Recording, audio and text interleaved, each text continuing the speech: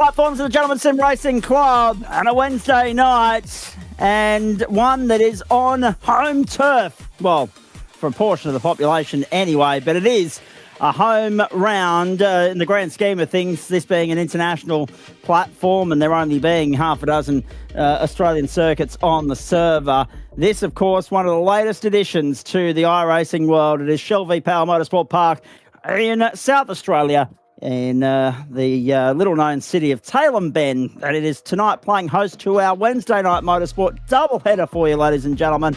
The Oz Legend cars, then the Trophi.AI Supercars. Good evening, everybody. It's night 3 of week 4 of term 1 of 2026. Zach Caban, Dan Yeaman with you. There's the scenic shot of the museum and the reception area there at the Bend. Of course, Barney's nestled somewhere inside there. Still hasn't yet been deployed to a flag stand, but that's another story for another day. Doubleheader action for us tonight. Sprint racing here in the Legends. We've got a 9% possibility of rain in the second race. Let's see if that comes to fruition. And we've got cars lining up on the grid already. Zach Caban alongside Dan Yeaman for you this evening. Of course, I've got a couple of people already saying, look, we need you to stay on Wednesday nights permanently. I am just a place seat filler for you at the moment, ladies and gentlemen. Of course, we're still trying to build the crop back up. We're a bit of a skeletal staff, us broadcast crew at the moment. But nice to be able to be in here with you in the lead up to the real world season getting underway, and of course things getting a little bit busier in my world. This is a nice little gap filler in between. There are the cars on the grid. We're on the Bend Motorsport Park sprint layouts tonight. We've got Sam Chapman and Ryan Jones on the front row, Adam Funslow and Brett Barker on the second, Adam Lavis and Mark Heppel on the third, Richard Brookfield and Hilton Booth on the fourth, Dale Sharp, Eduardo Zamora the fifth. Then we've got Jordan Hansen, Kurt Nommensen on the 6th, Jonathan Harris and Greg Heaney on the 7th. We've got David Bernays and Jackson Fischler on the 8th, and Liam Haycock is there in race control, I do believe. Maybe not. We'll wait and see. It looks like he's actually taken to the grid, so that's good news. Looking down in race control, he is there with Daniel Claridge, so it might have been Claridge that's going to look after race control, and Haycock's going to be out there on the racetrack. Nevertheless, small field, but a big enough field, Dan, as we finally see some evidence of what the sprint layout circuit looks like here at the Bend Motorsport Park. For those of you that have, good to have you on. Some thoughts from you in just a moment, because the lights are about to go out. Race 1 is about to get underway. There it is for you, ladies and gentlemen. It's a blinder of a start from Adam Lavis, the bloke that I'm actually here so he can go and have a steer instead of being on the buttons 2-3 nights a week. He's made an absolute blinder of a start in his Legend Cars debut for this term. As they make their way down towards the first corner, he's been jolted out to the left there by Ryan Jones. And Sam Chapman's going to take up front, running through the first sequence of corners. And now Jones holds off Lavis for second. Adam Funslow into fourth. A 2-positional gain there for Adam Lavis. And off track goes Jonathan Harris. No Jackson Fischler, no David Bernays, no Liam Haycock. So we're down to 14 out there on the circuit. But that's a good thing about these cars, Dan Yeaman. As you know, throughout the last couple of weeks, you've been here calling the action with Adam. Great to have you on board again, mate. It's a great little category, and you only need, a battle pack of 2 or 3, or 2 of those throughout the field to make things lively and interesting for everybody watching at home. Yeah, 100%, Zach, and yeah, good to have you here with us and get me back in the into the touchy-feely of working the buttons here on a GSRC broadcast once again, and this time hopefully live on GSRC platforms. After the last time I got called in and then forgot what I'd done the previous Gen's broadcast was not on the Gen's, but that's right. It's a here and there, and Greg Heaney, first driver with a black flag to his name, though I think I saw that adds up. Jump the start? Yeah, I think he would have jumped the start to get that one there, unfortunately. Dry conditions at the moment, as you can see there, folks. Can we just bring up that little display on the right-hand side of the screen? Hello to Angus Cook sitting there west of Lithgow and east of Orange at the moment. Good on you, mate. Enjoy the weekend. 3:18 in the afternoon local server time, which is Australian Central Daylight Time. 19-kilometre-an-hour winds in a south to southwesterly direction, tending mostly south 30 degrees the ambient, 39 on track. So it's blisteringly hot there at the moment, which is good to see. Now, we're watching. I must apologise if you heard any music in the background of my microphone at my end. I'd forgot to put the TV on mute. I've got the Winter Olympics on the right-hand side. It's a massive Wednesday night of sport. You got night 5 of the Winter Olympic Games. You've got Australia kicking off their T20 World Cup campaign next hour as well. We'll keep you across the scores throughout the course of the evening. 2.5 minutes gone here. 2 laps. This is the first time we've actually seen a sprint layout in use at the Bend. As we know, there's the East, there's the West, there's the GT, there's the International, and then there's this little sprint layout as well. I'm sure I've missed something else along the way there. They've got a massive amount of real estate to play with there, and this little sprint layout will... there's the turn-off. You can see it there to the right-hander, so you're probably 150 metres south up the road from where you would normally turn for turn 1 on the West configuration or the GT circuit, or of course the Supercars layout, and it just trims that lap. So this is essentially the better part of the West course, minus that first chicane at the end of the main straight and the right-hander around. So it's 2 corners less, I think you'll find, the grand total. Compared to that other layout. It's a good little track though, keeping things interesting here in the early stages. We're riding on board with Brett Barker, Chapman, Jones, Lavis, Funslow and Barker, the top 5. And the only issue for Ryan Jones and Adam Lavis is that Sam Chapman's bolted. He's a second to the good. It is a home turf round for him. I mentioned it being a home round for all us Australians, but parochially for him, he is South Australian. So is, of course, one of our other commentary colleagues, Liam Banks.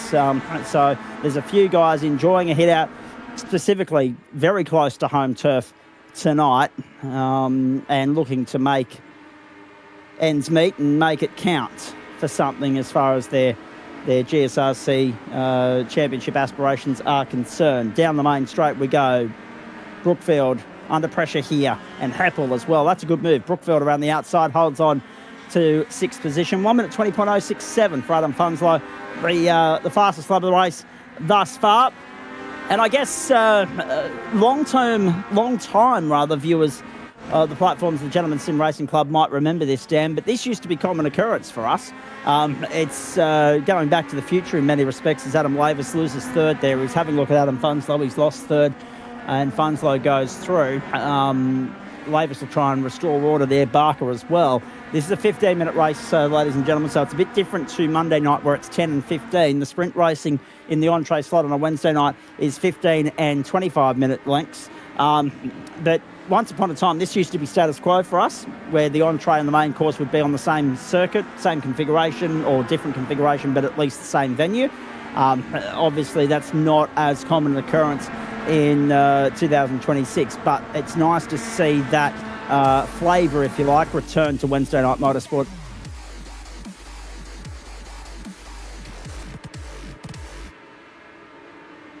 How good's the sound effects whenever we get somebody hitting the like button that they're enjoying the broadcast or they're tuned in? I love that.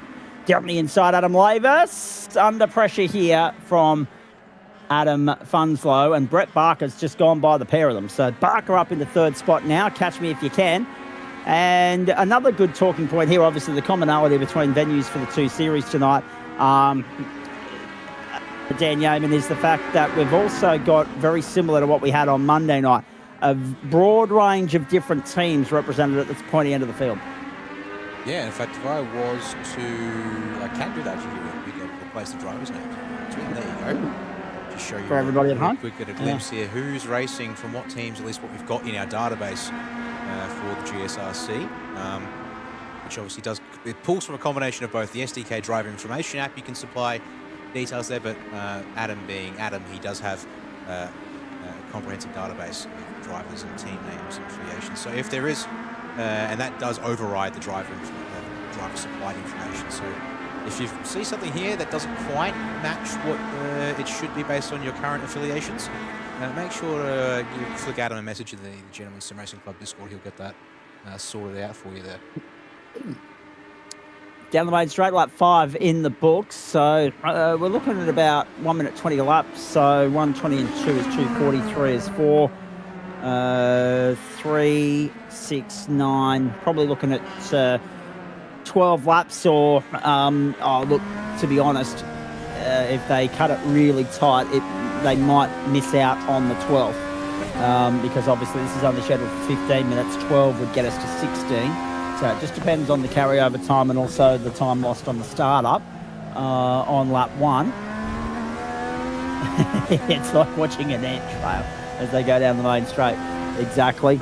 Although that being said, Jordan, I'll take that over a one-way goat track like what you get with some of the tighter sections of the Chicago street circuit and the NASCARs where you cannot go down there 2x2. It's like trying to get through one of the local cul-de-sacs here where you've got cars parked left and right and you're allegedly supposed to be able to go through either in or out left and right side of the road and you just can't. So I'll take the wider bitumen and run with it because it's unfortunately all too much of a rarity these days. Down the main straight we go. Interesting to note as well, Ryan Jones has started to catch Sam Chapman. So we're looking at 11 or 12 laps for this opening heat, and it'll be a couple of seconds that'll determine whether or not it is 12 laps. And if it is 12 laps, then obviously we've got a guaranteed minute or so of overtime there, folks. Keep your eyes on that clock as they come through. Chapman and Jones going at it here. Jones with his first look at taking the lead away from Chapman for the night. Chapman forces him to go to the outside here, and he accepts the invitation, does Ryan Jones, and the challenge as well. Jones puts his nose up on the outside. He'll be on the inside for the next sequence of corners, though. Chapman closing the door. Just enough room for Jones to squeeze through. And Jonesy still trying to secure that elusive first broadcast win on the platforms, and the Gentlemen's Sim Racing Club has got his nose in front. That was brilliant.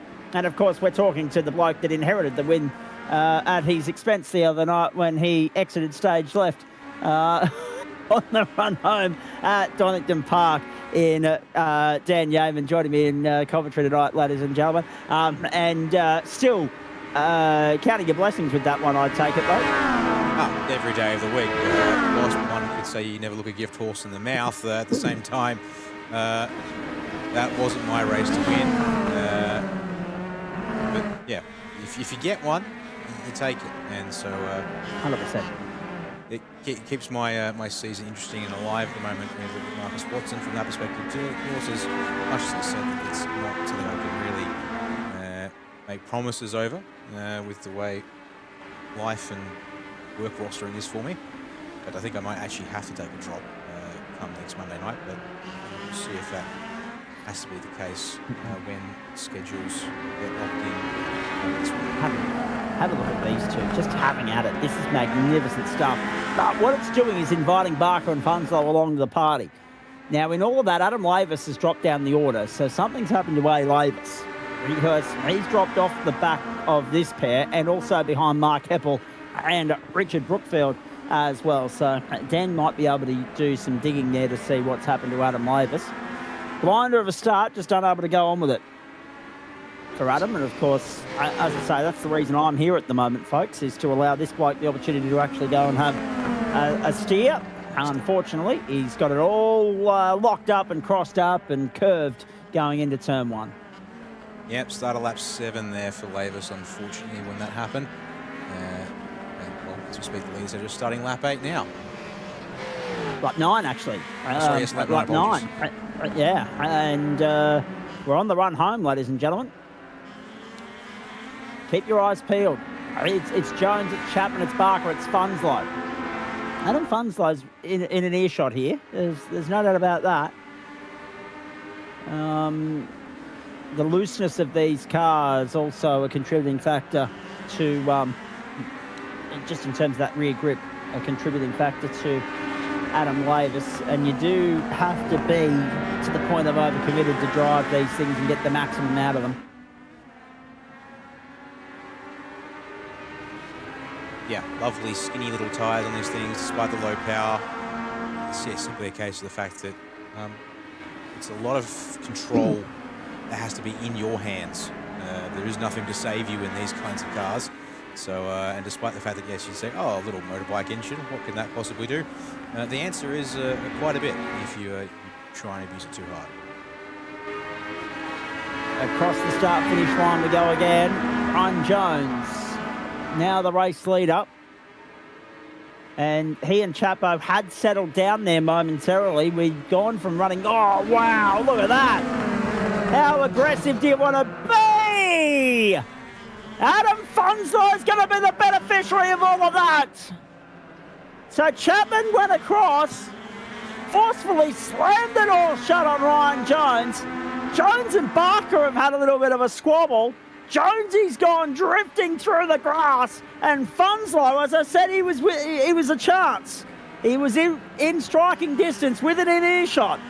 And all of a sudden, he's now second, putting the pressure on Sam Chapman as they head towards either the white flag or 2 to go.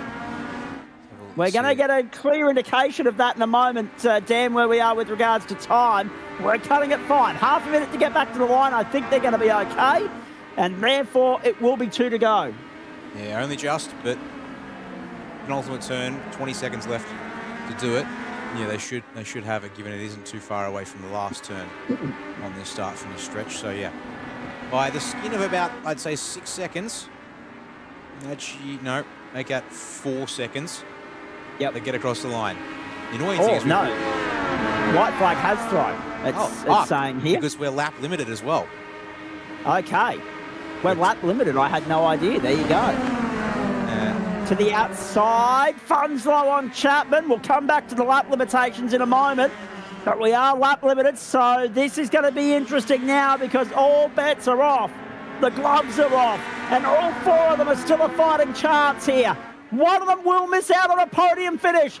Barker's pushing Jones along. Now he moves across into the line of Funslow. Now he goes to the outside.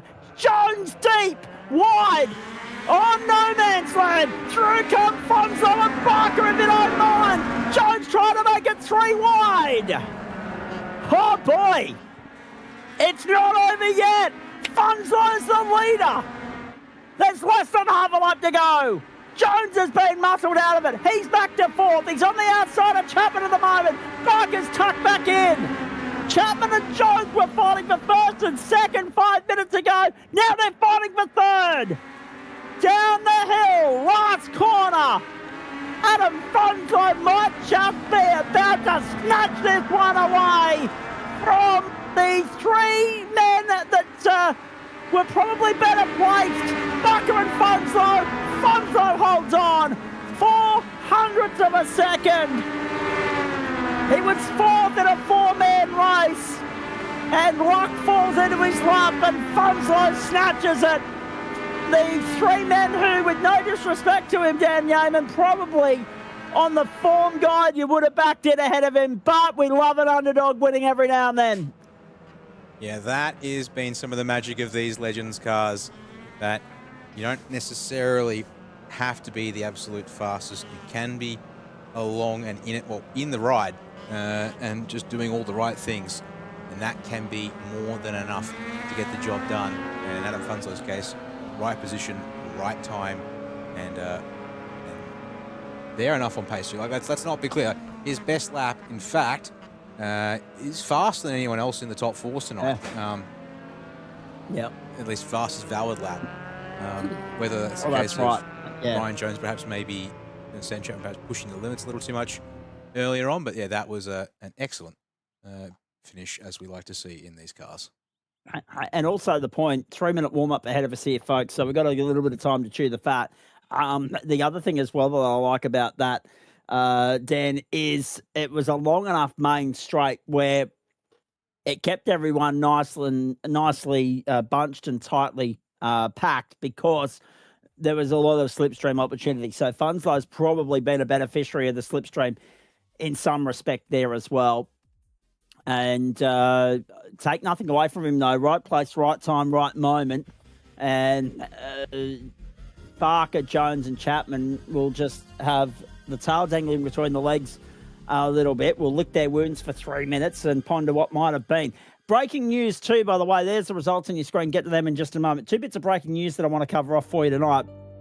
I don't like getting political on these platforms, but Angus Taylor has gone to opposition leader Susan Lee to resign from her shadow cabinet, setting the stage for a leadership spill, a leadership challenge. We knew that had been coming, but now the trigger has been pulled on a Wednesday night, so expect that leadership challenge or spill to take place over the next couple of days. The second bit of breaking news is a bit more in my wheelhouse, and this is breaking news out of the subcontinent. Mitch Marsh has been ruled out of Australia's World Cup opener with injury, and Steve Smith has flown in to join the squad. Why he wasn't in it to begin with is beyond me, but with Mitch Marsh ruled out of the World Cup opener, Steve Smith's on a jet on his way to join the team, and that's a bit of a blow to the Australians. It is on the island, but 2020 is our Achilles heel of late, so we'll wait and see what sort of an impact that has. The championship, Dan, you've been watching more of this series than I have, obviously. I've been out busy with other commitments the last 2 Wednesday nights, but a great, tightly bunched championship at the moment. Chapo with a little bit of breathing space, and will have helped himself in the sense that he was well clear. I'm not even sure if Reece Keen's even on the grid tonight. No, he's not. So he'll extend that margin. Barker will have the chance to close in. Gary Cousins isn't here. There's a couple of others in that top 10. Definitely missing tonight. Consistency will be key. Turning up will be key. And Chapo's doing both. Yeah, and the important thing to note is that Sam, the first driver last week to win both races in a round, and that actually has been rather critical to see that the points otherwise have been fairly close between the front-running drivers. The other thing also, 2 second places alongside his P1, has the most consistent results of the front-running drivers by points. And really at this stage, Reece Keen was the only driver who was keeping tabs with him. So this opens the door at this stage of the season. Of course, drop rounds will play their part in the back half of the season, but for now, it makes life for him pretty easy. Oh boy, 17 points the advantage first to second. Ben Barker only 5 points clear of Cousins. Aidan Luthwaite not on the grid tonight, had 4 on Greg Heaney. Dale Sharp, James Glasspool, John Merritt, Hilton Booth the top 10, and Booth only had 1 point on Guy Leach going into this round. But again, Leach not on the grid. So a lot of missing personnel this evening for arguably one of the better circuits on the schedule. Yeah, probably too wide for these cars for the sake of it. But in saying that, at least we've gone with a configuration that lends itself to good wheel-to-wheel racing in these cars. Some other layouts of the Bend I've been highly critical of in terms of the quality of show they put on. There's the grid for race 2. Hilton Booth and Eduardo Zamora the front row. Dale Sharp, Adam Lavis the second row. Richard Brookfield alongside Mark Hubble on the third row. Ryan Jones, Sam Chapman, Brett Barker, Adam Funslow, and invert top 10. Off racing. Christ, they didn't muck around, did they? Off we go. 3 wide on the run down the main straight. Let's make it 4. Adam Lavis with another blinder of a start. To the inside of Eduardo Zamora, and to the lead goes Maverick. Oh, spin there for Dale Sharp. Trouble. Thankfully, no one ended up being collateral damage in any of that. Great start, Adam Lavis. Sam Chapman up 6 spots as well. There he is. Into second already on the inside of Eduardo Zamora. Are you kidding me? Chapo on a tear on the opening lap in South Australia. Wants to seek some sort of redemption for race 1. Missed out.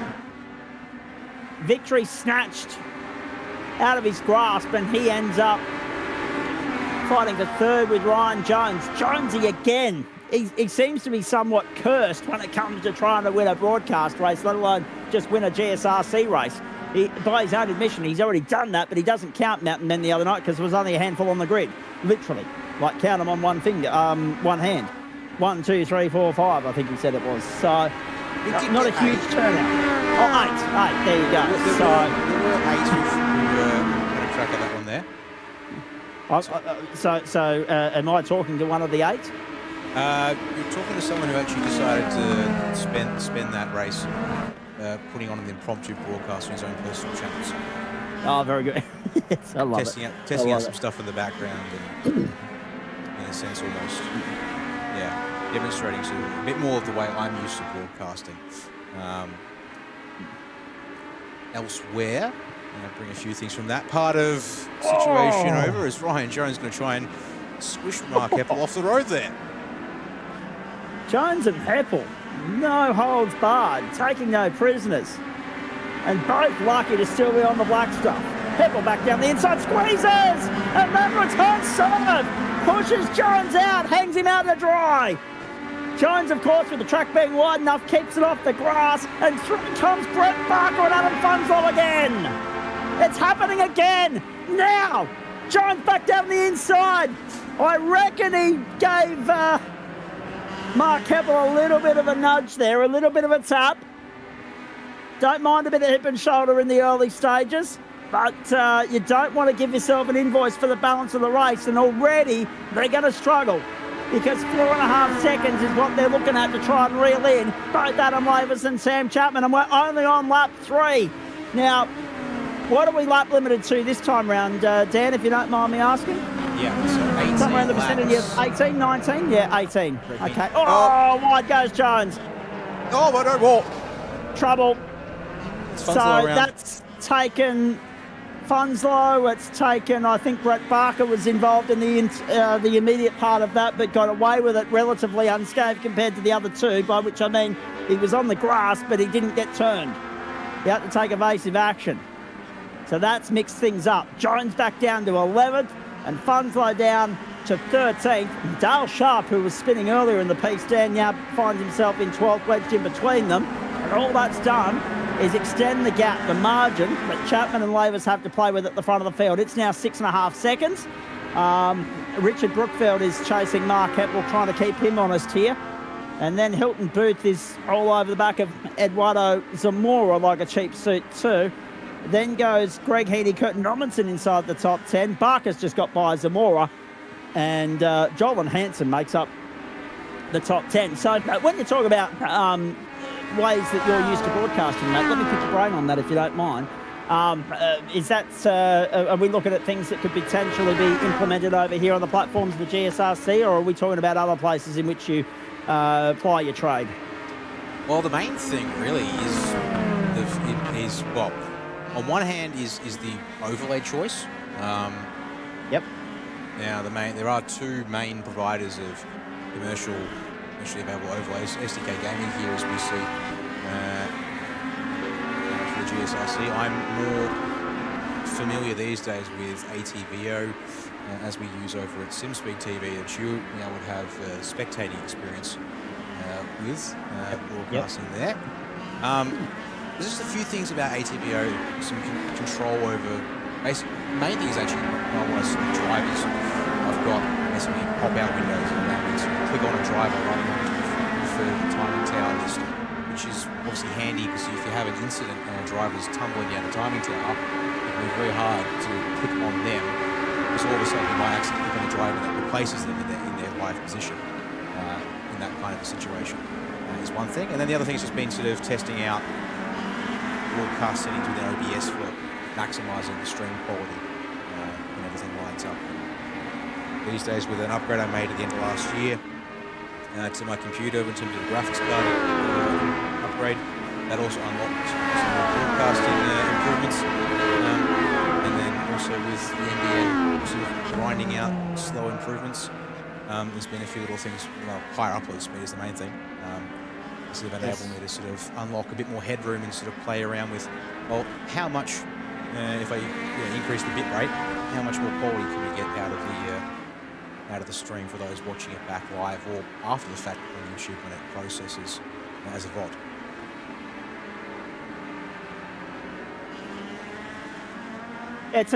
It's a never evolving and ever changing game, and I was talking to you about the NBN stuff earlier, actually, from my own personal standpoint, because it's no secret that I've often said that we've got third world internet in this country until you go to regional areas, and then you find out that it's fourth world. But then, the communication I find as well needs to be a little bit better. once those NBN upgrades have been rolled out, people need to be actively in communication with households and account holders and saying, look, we can do this for you. Let's lock in a time.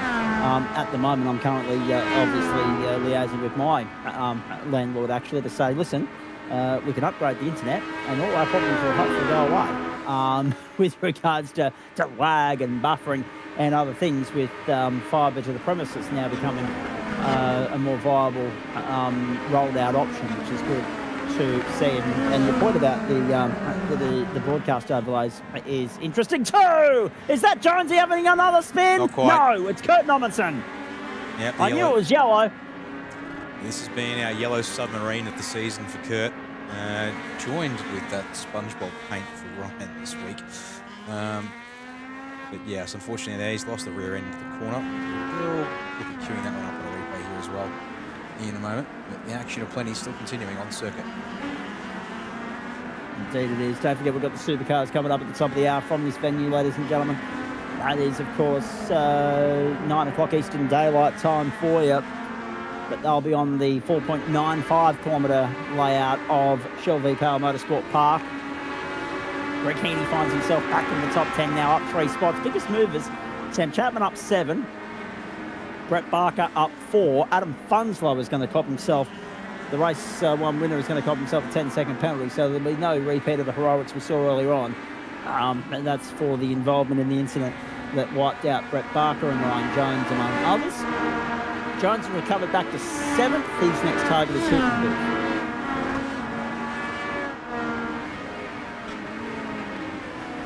And of course, we're looking forward to the supercars. There will be a compulsory splash and dash there.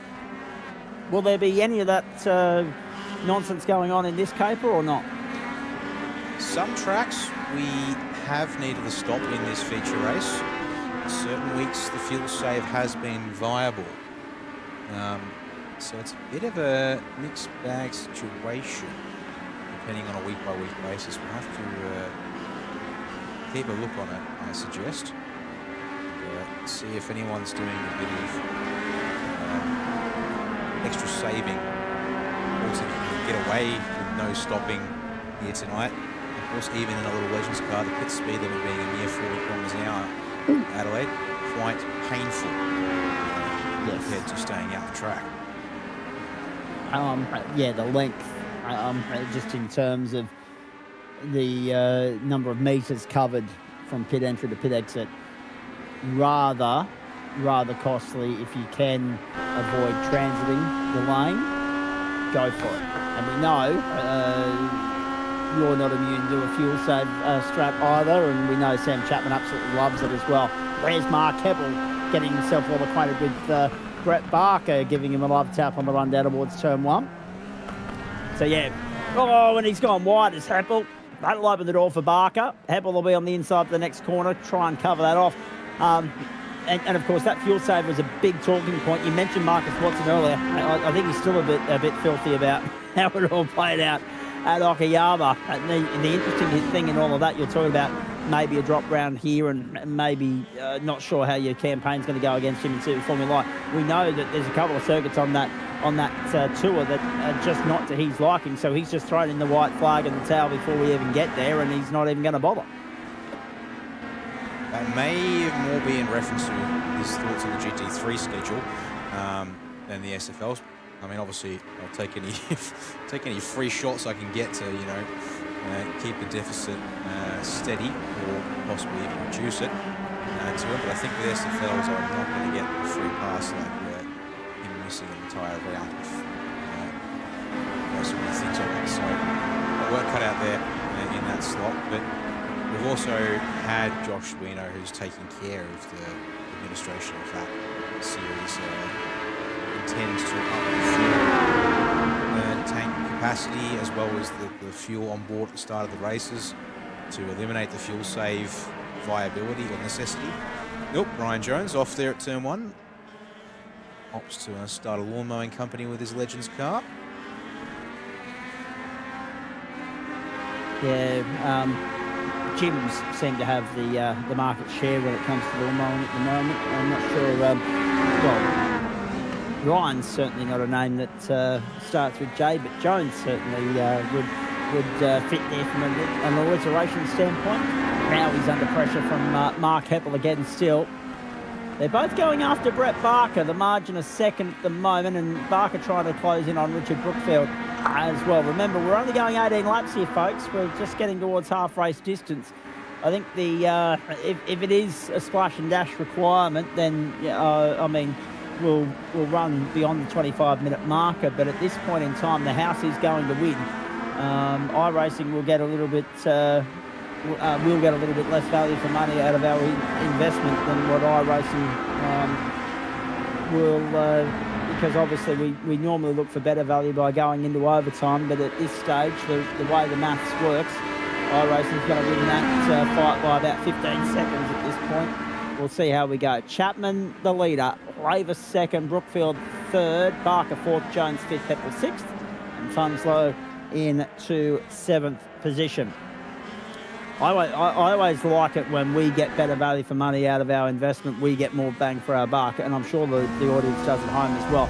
But at the same time, I do like, from a strategic standpoint, from a talking in commentary standpoint, that we do have a lap number on it, even if it does mean the house wins every now and then, just because it gives us something to build up towards. There are some times when we don't have a lap counter set, and I mean, the GT Pro round here at the Bend last year was a classic example of it.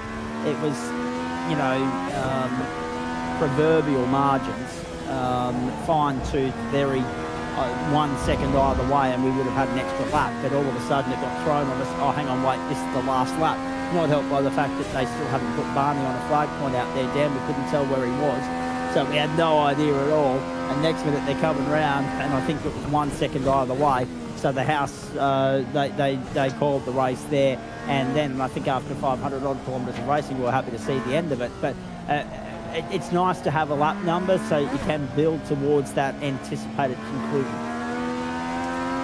Yeah, I guess there is the knife edge of when time exclusively controls the race.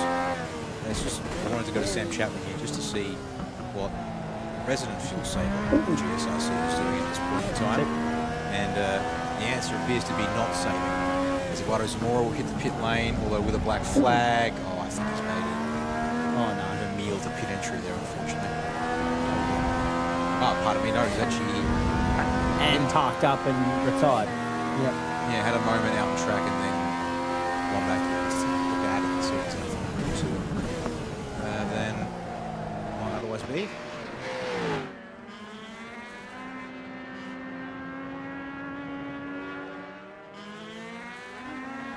Didn't get help, just pulled up and says, that'll do me for the night.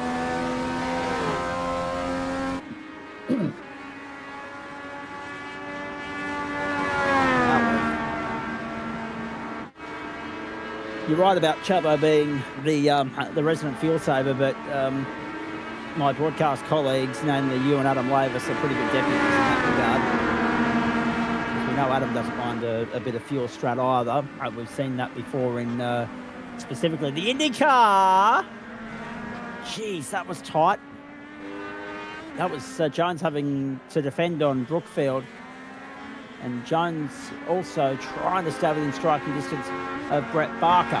Now, just a bit of breaking news for you from over there at the T20 World Cup, ladies and gentlemen. Australia have won the toss. Australia will bat first, but there's an even more compelling storyline about to unfold in the first match of the day. South Africa and Afghanistan are going to a super over. South Africa and Afghanistan are going to a super over. South Africa 687 bowled Afghanistan out in 19.4 overs, so literally they needed 1 run to win for 187. It was 1 wicket, 1 ball, or super over. We get our super over. It'll be the first super over of the T20 World Cup. You can watch that on the Amazon Prime. Here's Brett Barker.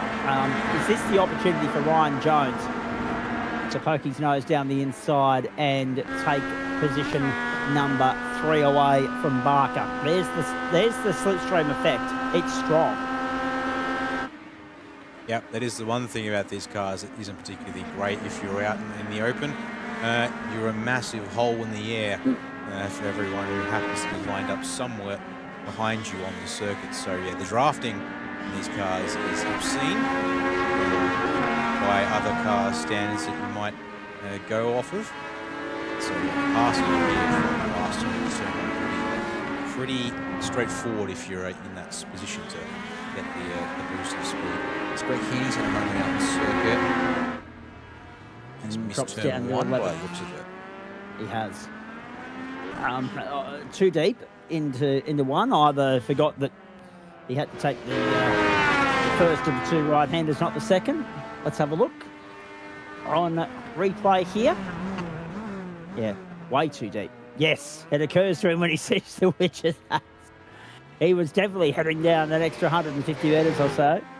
It did suspiciously look like that when he sort of come over the crest. Oh, it's here. Yep, exactly. Oh, it doesn't matter. We've all done that. Chapman, Lavis, Jones, then Barker, then Brookfield. Heppel, Funslow, Booth, Sharp, and Hansen the top 10. Heaney and Nominson make up the running order. So Jonathan Harris was a non-finisher in race 1 or a non-starter in race 2, one of the two or both. But yes, as a result of that, down to just 13, and then Eduardo Zamora's retirement means we're down to 12. We've passed half race distance well and truly, folks. We're on lap 14. So if we're going 18 laps, you've got to complete 14 to be classified on 75%, because 13.5 just, that's not an option. So you've got to complete 14. And at this point in time, everybody's on track to do that. So all of the top 12 should be securing some important championship points tonight. And as we remind you of what's to come, Sebring next week. Sebring. Somebody tell Nick Photiadis, please. The Miami International Autodrome the week after, then Circuit Gilles Villeneuve, then to Alton Park, the Hungaroring, and then to Adelaide. Now, the Hungaroring will be a bit of a tough one for the supercars, but the rest of those circuits, I'm interested to see what configuration we run with in Miami for these cars. Miami will be interesting for the supercars purely because it's a new venue. Adelaide, we know, will be just carnage and it'll be compulsory viewing. Alton Park for these guys always offers up good racing. For the supercars, I'm hoping that's actually a sprint round. And Sebring, of course, and Circuit Gilles Villeneuve are two magnificent racetracks for just about any category we take there. So looking forward to all of that. Particularly interested in seeing how Adelaide plays, considering that is the new real estate just up the road from Tailem Bend, of course. We had a cracking initiation to that circuit with the Australian Open World Nationals late last year, and we're slowly but surely rolling out some regular season competition at the venue, starting with GT3, of course. GTE was there last week, GT3 coming up next week. But these guys around there, that'll be fun to watch for sure. And I believe we've got an extra 10-minute race thrown into that program for these guys in week 10 as well. So this will be a 21-race championship. And that extra race could make all the difference if anyone can stay within striking distance of Sam Chapman along the way here, Dan.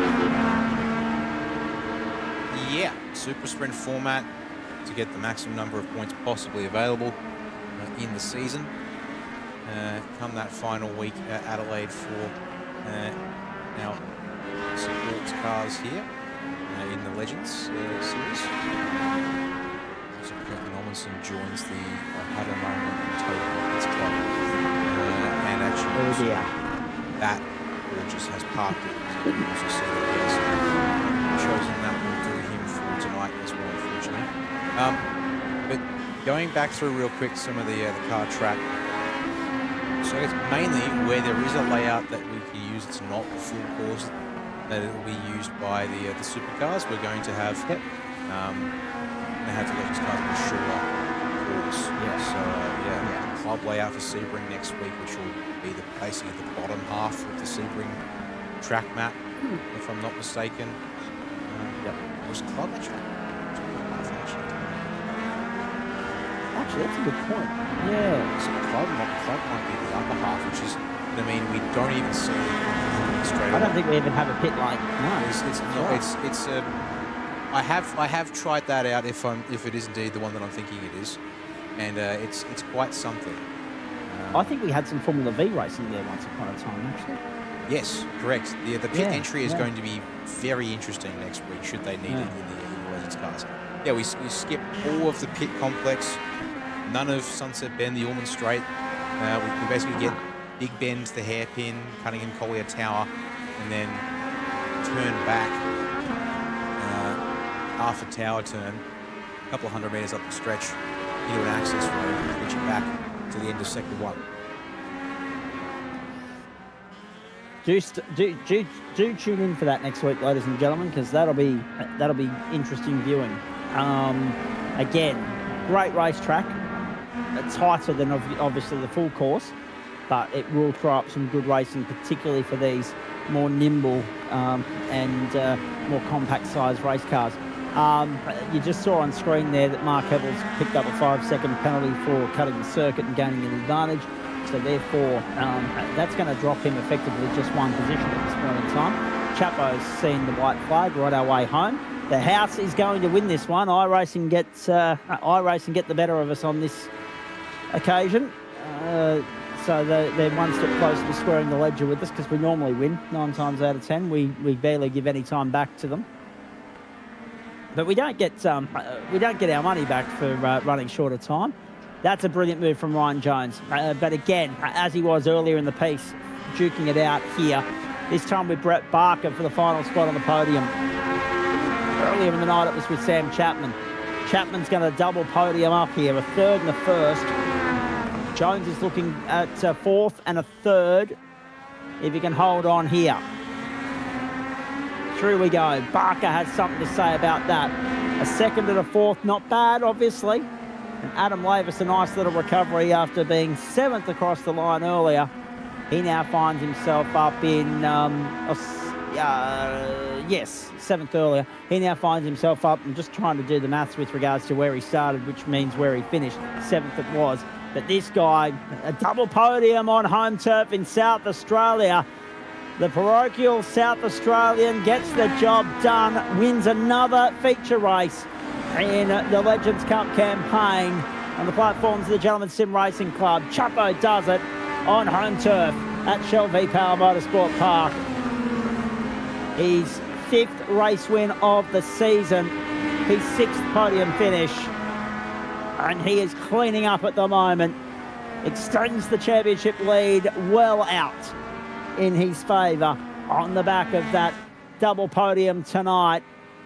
Reese Keener no-show this evening, and that obviously paved the way for Adam Lavis to come through and take a second. Jonesy gets a podium in third, very nicely done. Brett Barker, Richard Brookfield, Adam Funslow, Hilton Booth, Dale Sharp, Joel Hansen, and Greg Heaney will round out the finishing order here. Mark Heppel parked it on pit road with a lap to go, so don't worry about the 5-second invoice. He's given himself a 5-position invoice in all of that, maybe more, and he finishes down in 11th. Kurt Nommensen should get classified at the discretion of our one and only Adam Lavis, our points allocator, because he's completed 75% of a race. Very nicely done. In the end, Chapman by nearly 10 seconds. Adam Lavis was to him there in the early stages, but Chapo just slowly but surely cruised away with it. A commanding win in the end. Jones holds off Barker by a 10th of a second. Brookfield in for 5th. Funslow, Booth, Sharp, Hansen, and Heaney. The top 10. 10 cars on the league lap. 10 saw the checkered flag. And as I said, at the discretion of, the powers that be, and series organisers and executives in charge, judges of fact we'll call them, at their discretion. It will be, I dare say, Kurt Nommensen getting classified in 12th place. Again, that 75% threshold means a lot in the world of motor racing classification. So if we're in line in sync with that, then Nommensen should be allocated the points for 12th. But if he's not, don't blame me. Thoughts on all of that, Dan? That looked pretty easy for Chapo in the end. He looked too comfortable. Well, the other thing that this season has been for Sam Chapman is he's been the king of the sprint race. And then only last week was his first feature win. And he now goes and puts back-to-back on and makes it look, like it was a breeze in that one. And, no stops required also as it happens. So maybe a fuel tweak, just the nature of the car and the track combination as well. All adding up. But that is how it would play for us here tonight. And, he was under no pressure once he got up the front. Reminder, of course, with Adam Lavis not here in the booth this evening. I mean, we thank him very much for obviously ensuring that we get a broadcast to air over the first 3 weeks. I've been away with other assignments the last 2 Wednesday nights, and the first Wednesday night it wasn't even in the thought process of consideration that I would be in the booth on Wednesday, because I was already getting ready for Thursday night. But obviously many hands make light work, and me being able to jump in here and pick up some of the weight and freight for the moment means that Adam can go and race. But the obvious quid pro quo of that, ladies and gentlemen, is that like most things, there are pros and cons. The con is that with Adam focusing on driving tonight, we'll have to wait till after the broadcast of the Supercars before we'll get any idea of what all of that actually means for the championship picture. But one thing we do know is that the dominant force of the championship at the moment, with 5 race wins from 8 starts, is the hometown boy Sam Chapman. I mean, it doesn't matter if it's home turf or not, really, Chapo. You're just cleaning up and carving up in these things at the moment. Another race win, well done. Yeah, thank you. That was really good fun. I couldn't quite believe how we got mugged in the first one, but we started playing around too early, Ryan and I. So, but what a great finish that was. So, yeah, it was really good. And that second race obviously played into my hands. Everyone checked up really early, turn 1, so I sort of weaved my way through under brakes and, was able to make way through from there. So, good night in the office. Well, this is exactly right. I was actually going to ask you about that, quite frankly. Race 1. At one point there, it looked like Jonesy was finally going to break his curse, his hoodoo, if you like. The fact that he was only mentioning to us the other night that he's still yet to tick that box and win a GSRC broadcast race. And yet it still eludes him again. So he would have felt robbed. But again, at the same time, you feel robbed because in normal circumstances, the finishing order of race 1's probably reversed. You and Jonesy are 1 and 2, Barker and Funslow are 3 and 4, but you can never get too comfortable in these things. You can't afford to rest on your laurels because everyone's so evenly matched on pace.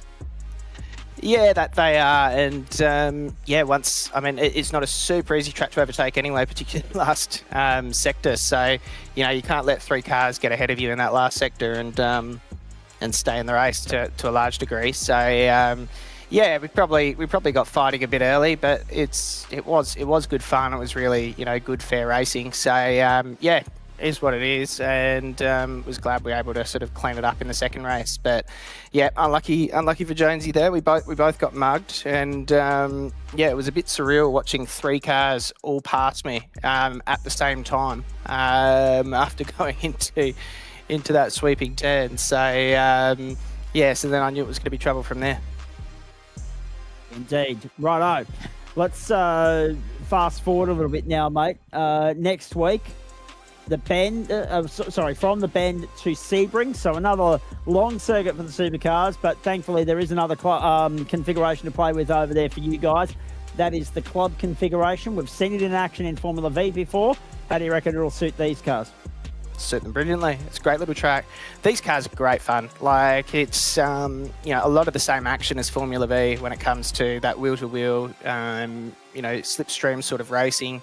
But you're less likely to end up with a completely broken vehicle. So it's the best of both worlds with that. I think it's a great series, and then that, you know, that track will suit them quite well. It'll be a bit rough, so people have to be more careful under brakes and not lock them up. But yeah, I'm sure the racing will be brilliant. Now, just going to jump in here and remind everybody of what's going on. Big night of sport, of course. Australia in a bit of trouble already against Ireland. They're 1 for 7 in the second over. Travis Head caught out, run out actually, first over. 7 off 7 balls and done for 1 for 7, and now Josh Inglis is with Cameron Green on the batting pitch there in Colombo on the ground. Ireland, of course, the opponent in that match. You wouldn't fair dinkum believe this though. They're still playing the match between South Africa and Afghanistan because they tied on 17 runs apiece in the first super over. South Africa went out and belted 23 runs in the second super over, and we'll wait and see what Afghanistan can do in response to that. That is just ridiculous. That's off the chart, that game of cricket. Chapo, what else is keeping you busy this week from a racing standpoint, please? And what are we going to see you jumping behind the wheel of?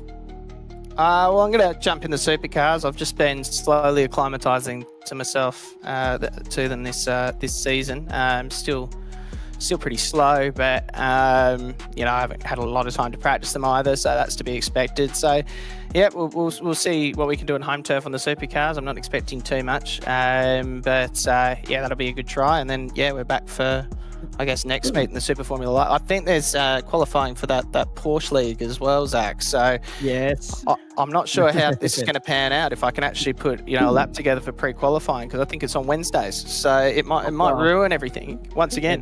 It might do. However, can we just get your thoughts on that?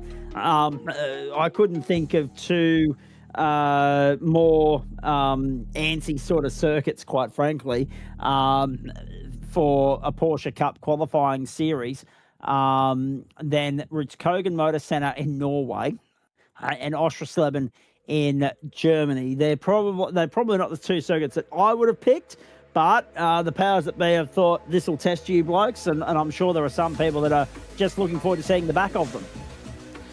Yeah, well, I haven't done any laps around them, so we'll see. They're two very tight circuits that, you know, you need to get a lot of the car. I've done okay in them in the past, done a bit of them in Formula V's, in fact. So see if that skill set translates. But yeah, like Oschersleben's a good track. Both of them are good, like, you know, lap time sort of tracks to test the sort of skill set of a driver from that perspective.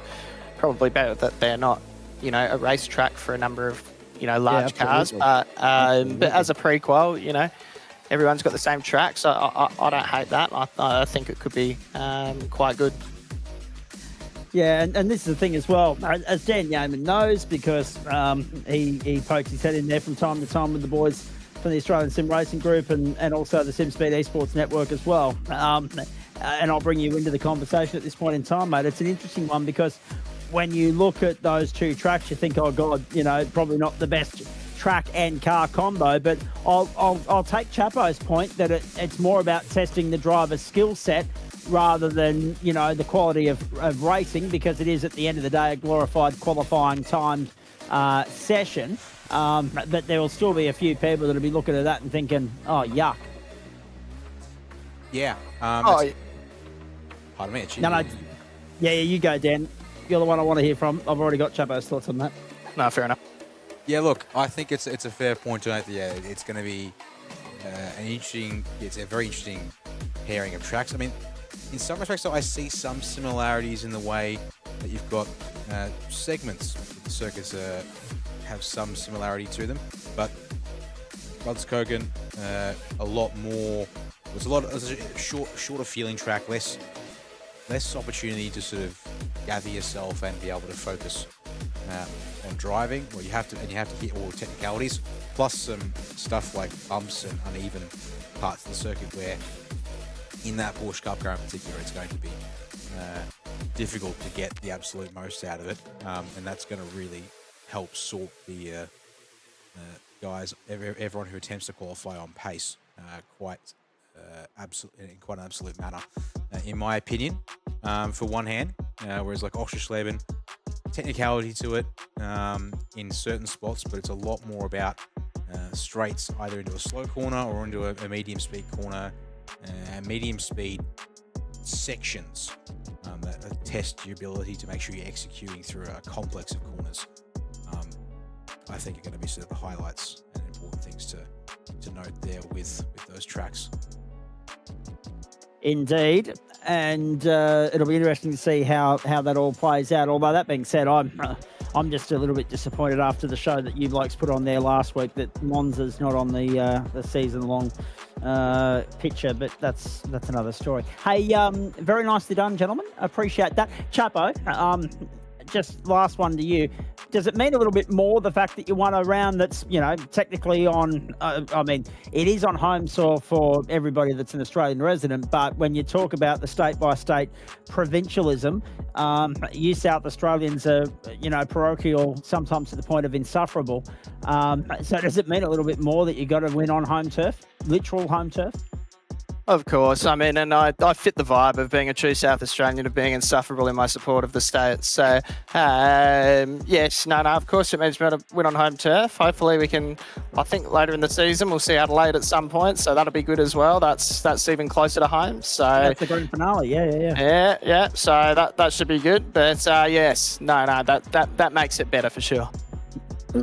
Actually, the way things are going with Reece King not on the grid, and a few other things, for your lap tonight, there's not, it's not beyond any reasonable sort of consideration that you might be able to wrap this up by the time we get to the Hungaro ring. So, March 18, when we get to the Hungaro ring, that could be match point number 1 for you.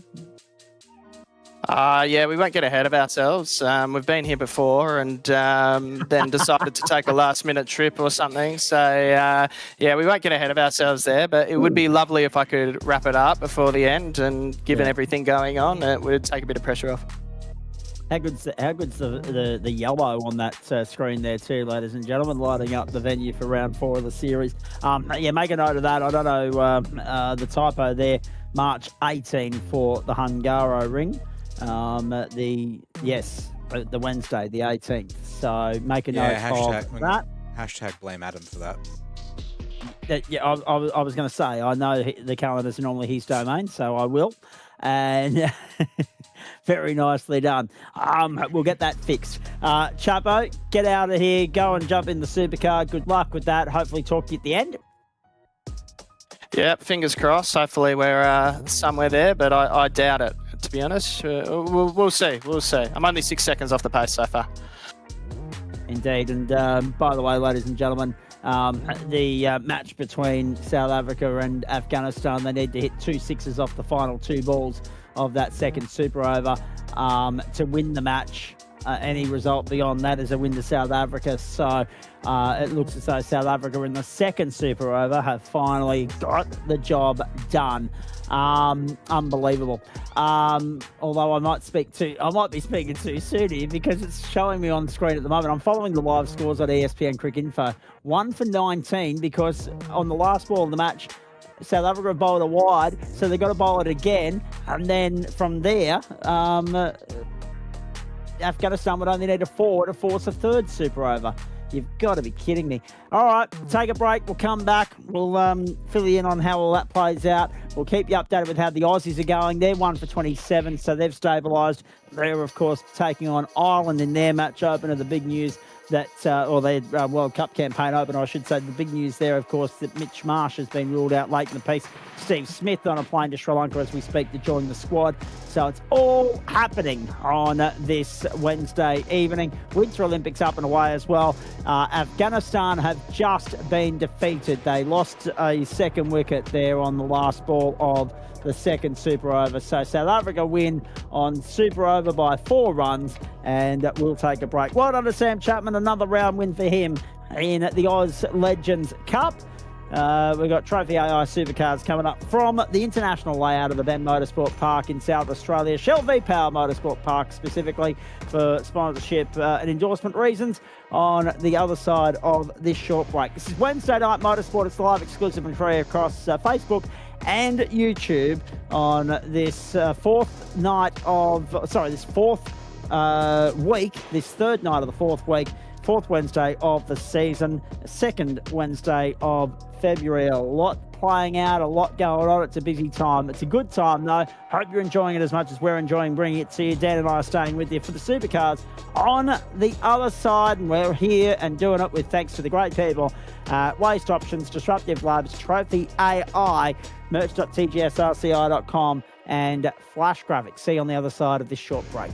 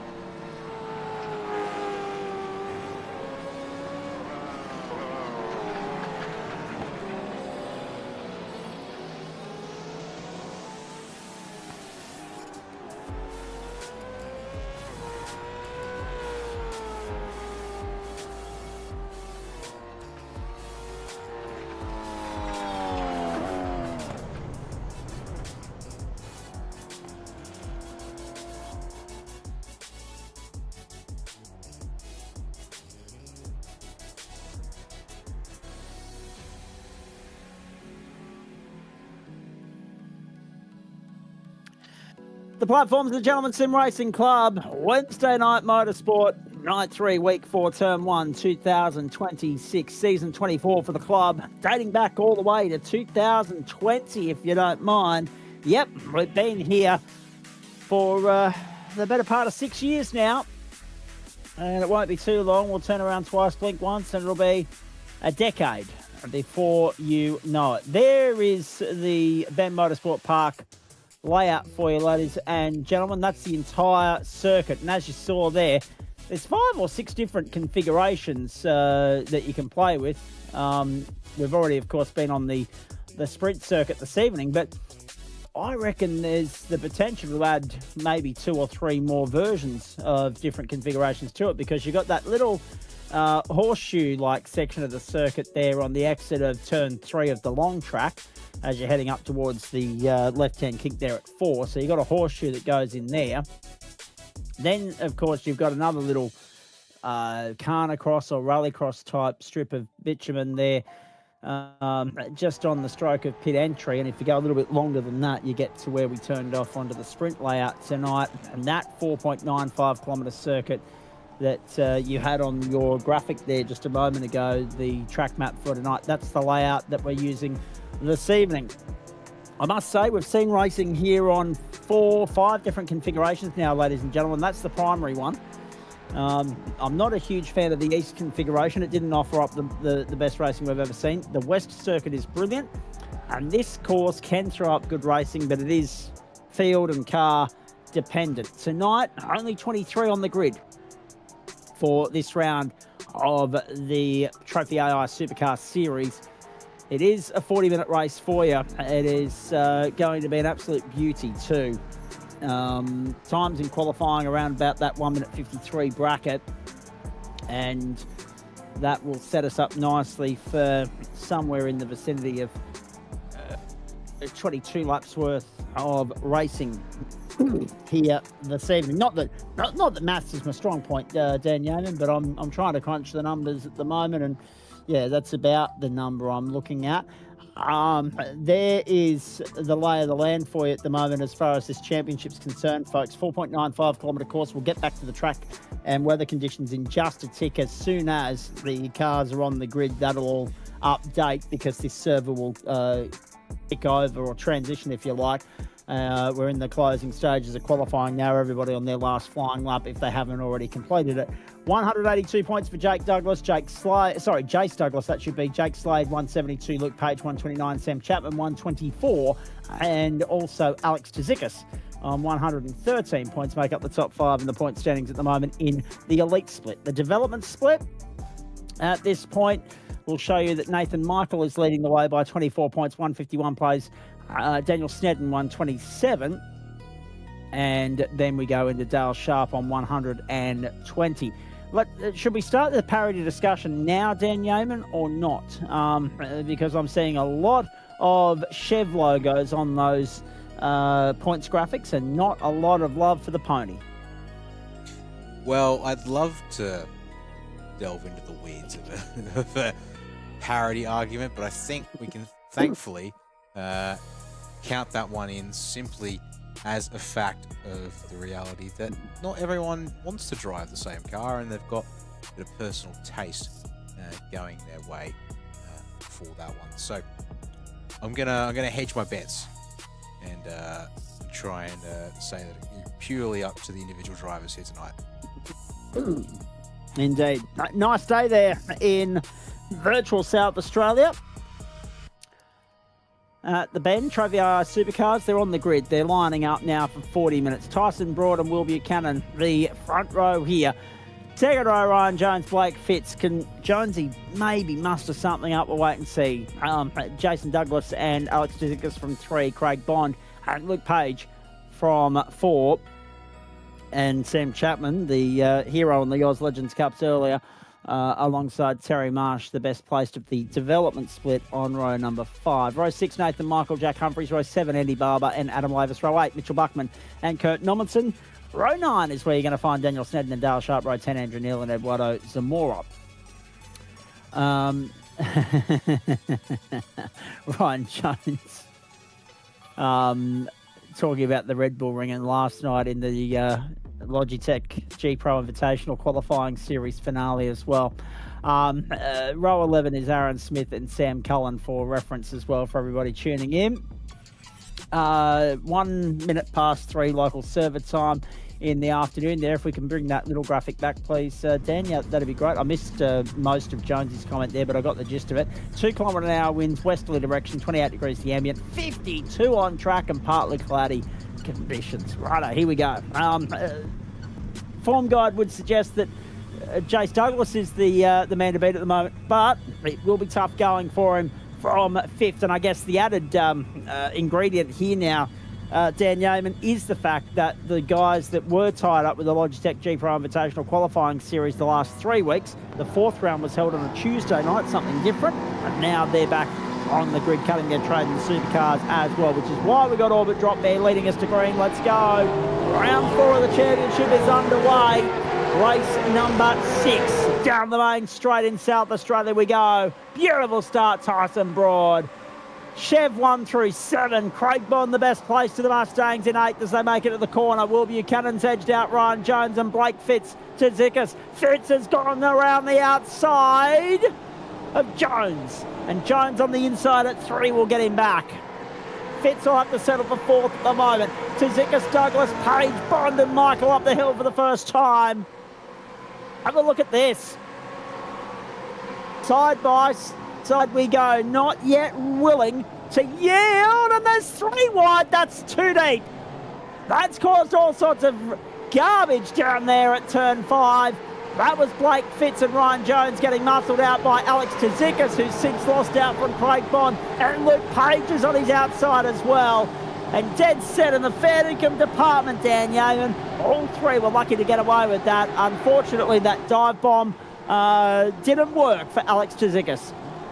Yeah, that's a case of definitely really ambition over execution. And for that one there, I'd have to put that one down as. I mean, sure, it's a very open inside bit of track there at turn 5 and a good place to set up a pass, but yeah, that's not worked out at all. It's probably going to get him a penalty unless Troll take on the fact that he lost out, it seems, more than the guys around him gained.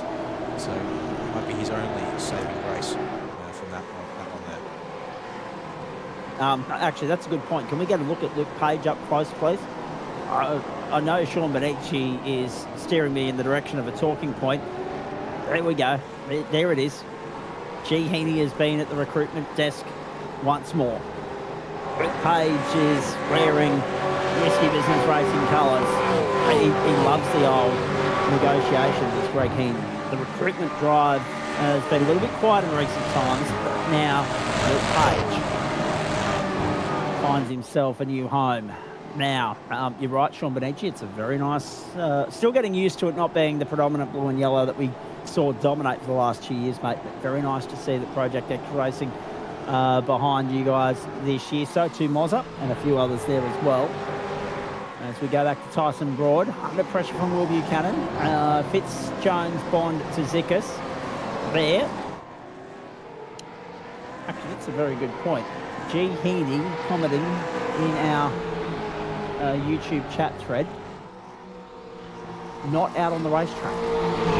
Yeah, that's a big one. That's a big one this season that you will have missed, is that Greg's opted to dedicate his driving time to the legends and sort of just play observer for Supercars races this season, which is a departure from what Greg's done whilst also being the administrator for this specifically.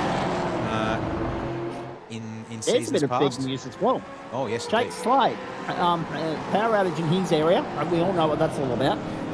Actually, you make a good point. I just reminded myself that is on my shopping list in the next short while. I hope you had a look at it on social media last year during the non-event cyclone that we had up here in Queensland. And I say non-event because it left bugger all damage behind. And it was a literal storm in a teacup, the way everyone got independent stations over it, and then it ended up just being a non-event. The great man Trent Lavis down on his land there, the generator setup he had for that entire weekend was just terrific. It's a safety licence point penalty for Alex Tzoukas. That contretemps on the opening lap, just missed the braking marker. Lucky to get away with it. early laps, cold tyres, obviously high stakes trying to get his way forward. He gets a safety licence point penalty as a result. Dead set lucky that it wasn't bigger and it wasn't a wipeout situation for the guys around him. But as we've also seen, Dan, before I go back and finish talking about track ladders and the generator, this is one of those circuits where once they start to spread out, it can be very slow and processional. So I can understand why Tsitsikas was trying to get on with the job early, get down the inside, try and make those moves, because you need to be a little bit more forceful, a little bit more aggressive in these opening laps, because look how quickly it can spread out. I mean, yes, it is a technical circuit. It's going to be one that rewards the driver who's got the execution down pat, and will punish you. And even if it's not you, will punish you for getting stuck behind drivers. Again, don't quite get the lap to come together. And even so, these cars in these conditions are only 2 minutes a lap, so 22, 23 laps time. Not going to be. There's not a lot of opportunities at each point. Namely, here, Will Buchanan looks the better of our two drivers in front of the field right now. Tyson is missing some apexes and probably maybe needs to go check out the spec savers and keeps this up. I've got to get my digs in at some point. These guys. I was just about to say that. You took the words right out of my mouth. Good to see friendly fire. Some shade being thrown from one of the Orbit Drop Bear stable at his own, whilst they're out there on the racetrack, and he's here with me in the booth. Will Buchanan chasing Tyson Broad at the moment. They haven't necessarily gapped Blake Fitz completely, but it's just enough to be comfortable at the moment. He's got Ryan Jones on his tail. Tsitsikas has got through into 5th spot. Bondi's got up into 6th. Jason Douglas down into 7th. So let's go back and cover off a couple of things. One, I'm looking into a generator because power outages are all too common an occurrence, and we need... Yeah, again. Unforced error this time, though. It was, but if I'm not mistaken, it's the same corner of the racetrack. It's exactly the same corner with the whole block loose on the opening lap. So he just hasn't. So that's the other point as well. So it's not just that it was a one-off mistake. It is that is an Achilles heel in his arsenal as far as this circuit is concerned. It's made him vulnerable, but to Craig Bond and also Jace Douglas here. Douglas, of course,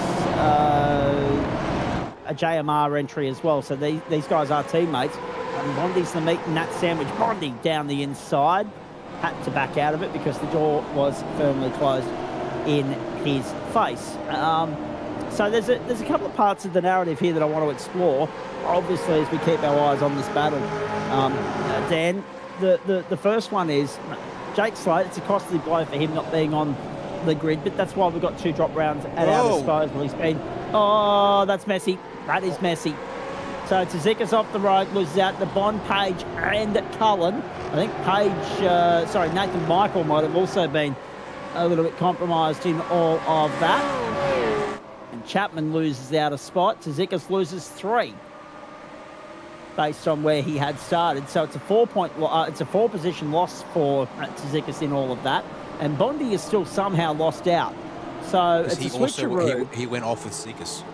Yeah. So Jason Douglas gains 2 for the price of 1 there. He is the big beneficiary in all of that. And for Alex, he goes from 5th down to 9th. What was +1 very quickly becomes -3.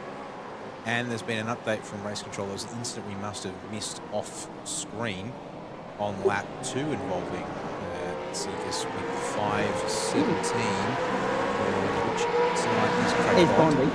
Yeah. That was deemed time penalty worthy though. So Tsitsikas has 1 time penalty to his name, and if he's not careful, that might be 2. Although he's just got that one in, and Sam Cohen hasn't been pushed off the road. Close though. Oh, jeez. Absolutely. Just remember, it's only lap 5, boys. A long way to go. But that, if aggression's in your arsenal, it's one of those things. It's very hard to shake it, very hard to control it and compose it. So here is Cullen trying to get down the inside. Chapman in behind him. So it's very lively in the mid-pack. Will Buchanan's keeping Tyson Broad honest. Ryan Jones is there third. Blake Fitz, Jason Douglas, Craig Bond are the next three. Bondi the best place to the Fords at the moment. Adam Lavis the next best down in 12th. Good to see him finally having a hit out in the Supercar this term as well.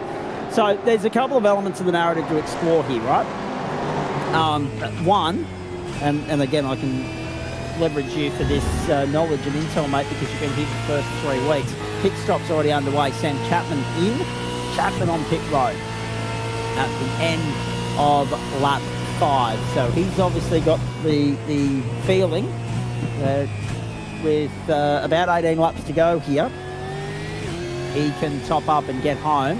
And if that's the critical number and that's the threshold, that means the window is going to be open for the next 13 laps of this race, all the way through to the end of lap 18, which is a long way around, but I guess tyre wear will also be a determining factor on when respective drivers pull the trigger. But Chabo's going to have to nurse his now for the next half hour. There goes Daniel Snedden, and Dale Sharp caught up in that, trying to avoid Snedden. Went the wrong way. Snedden was trying to get off the track out of the road, and Sharpie, it's almost like a magnet, he's just gone straight towards it. Yeah, that's unfortunate. Okay, we've got a few things to get through in addition to this, that incident. Most importantly, start of lap 6. Whilst we're looking at the guys fighting in the mid-pack, new race leader is going to come out on the side of turn 1 here. Great change, and Will Buchanan down on the inside, and very nicely done. But that could also be, I mean, there's nothing wrong with the pace that Buchanan brings to the table, but could be a bit of gamesmanship on Broady's part as well. And you know how he operates well, Dan Yeaman. To be fair, if he's playing his cards right and keeping them close to his chest, that'll help him potentially tuck him behind, save a little bit of juice. Jack Humphreys made the move there on the inside to get by Daniel Snedden. And then that Snedden spin follows on the exit of 3. Oh, actually, no. So, no, my apologies. That was actually Kurt Normanson was the first car in that. Kurt Normanson was the one that was being overtaken because, of course, Snedden was already ahead of those guys and up the road. So Humphreys and Normanson have arrived first on scene. And poor old Sharpie. Oh, if he didn't have bad luck, he'd have no luck, that bloke sometimes. I'm convinced of it. Yeah. Supercars aren't drift cars, unfortunately, Dan. Bad luck. Yeah, and that's to see what Western thinks of that, because it's getting off the track to get out of the way, but it still puts him in the path of the oncoming vehicle. Sharp. So actually would not be a fan of trying to figure out how to dice that one. No, exactly. Spare thought for Daniel Claridge and Tim Watson in race control tonight. Your thoughts on the tactics here for Tice? Does this work for him from a racecraft standpoint to tuck in and do a little bit of, I'll take the weight and I'll take the lead on some laps and Will Buchanan can have it on others? Does it work for him in terms of just a little bit of gamesmanship and a little bit of tactics, mate? The way they've got, Tyson has got 1.2 seconds of Ryan Jones. That's just enough of a margin there. Yeah. He's not having to worry about his rearview mirror or worry about an attack coming his way at most corners. So I'd be saying, there's nothing wrong with having a friend out on track and giving up the race lead at this stage of the stint when you're probably only going to do at most another 7 to 8 laps. Fuel, probably not the limiting factor, more so tyres, and when you get onto your fresh set, as Craig Bond locks up the turn, is going to allow the page up to the 6 in the outright standings with that one there. But yeah, there's not a huge amount of pressure behind. Will's just come off running from the qualifying series, so and Tyson's been helping out whilst not taking part for us as well. So neither driver's really in this for a championship situation here in the club this season. This is purely down to race results, and the best way to get race results is to work together for a bit here and make sure that it's really going to come down to just the two of them. out the track for this race. Indeed. And that's exactly the way they'd like it to be. Poor old Terry's copping some shade. Terry Marsh, that is, copping some shade in the comments on YouTube. A little bit of friendly fire on a Wednesday night. Nothing wrong with that. There he is on screen. If you're watching the Winter Olympics whilst you're watching us, ladies and gentlemen, Mogul's underway there. Jakara Anthony in action tomorrow morning, trying to secure gold for the second time in 2 Olympic campaigns. So we wish her the very best of luck with that. You'll see it live and free on the Wide World of Sports, and also live and ad-free on Stan Sport as well. Wilkie Cadden, Tyson Broad, Ryan Jones, Blake Fitz, Jason Douglas, the top 5 here. So let's attack this from another angle as well, thinking big picture of the championship, mate, because obviously the overlap that we have, it's going to be very hard to ascertain exactly where the form guide is on a Wednesday night this season, because it's going to be constantly changing who's in the field and who's sitting out, because oh, okay, that makes sense. Good on you. Bravo Marsh there, throwing shade at Terry. Sibling warfare, I like it. Well, okay, Olympics are woke, according to, you can read the tagline there, the name handle for yourself, ladies and gentlemen. At this time of the night, Tzidakis and Bond rubbing doors. And now here comes Sam Cullen to his inside. Yeah. Oh, no. Oh, coming into Bond, and Bond goes round. Oh, and Bond goes round, and Lavis has found his match at turn 1. Poor old Bondy, nothing he could have done. Lavis has arrived blind in the corner and gone straight into the side, unable to pull it up. There's a bit to pick apart in that. Tzidakis involved in another, or the initiation of another incident. Now, I'm not saying that he was directly involved in that, but certainly indirectly, because of the hip and shoulder with Bond. And Cullen thought 2 for the price of 1 would be a good way to go. And all of a sudden, yeah. Oh, well, them picks, yes. And then here's Cullen. He had a smidgen of tyre on the grass there, so I don't think that would have helped him trying to pull the car up. And he's got into the side of Bondy and taken off. So poor old Bondy then stuck there waiting for everybody to pass on by so that he could rejoin safely. And poor old Adam Lavis says, hello, mate, nice to see you. So this all starts back here at the penultimate turn with Page and Bond checking up. I think he's getting the inside at the last one. But I mean, it's nothing more than a heads-up opportunistic move from Tzidakis. He then defends it. Okay, there is that there. They lean on each other. Yeah. When they've got all the track width in the world if they need it. So now we get over just in time to block Cullen is Tzidakis. And from there, it then ends up being a case of, well, Cullen into Bond, and Tzidakis can carry on without any further part to play in that one.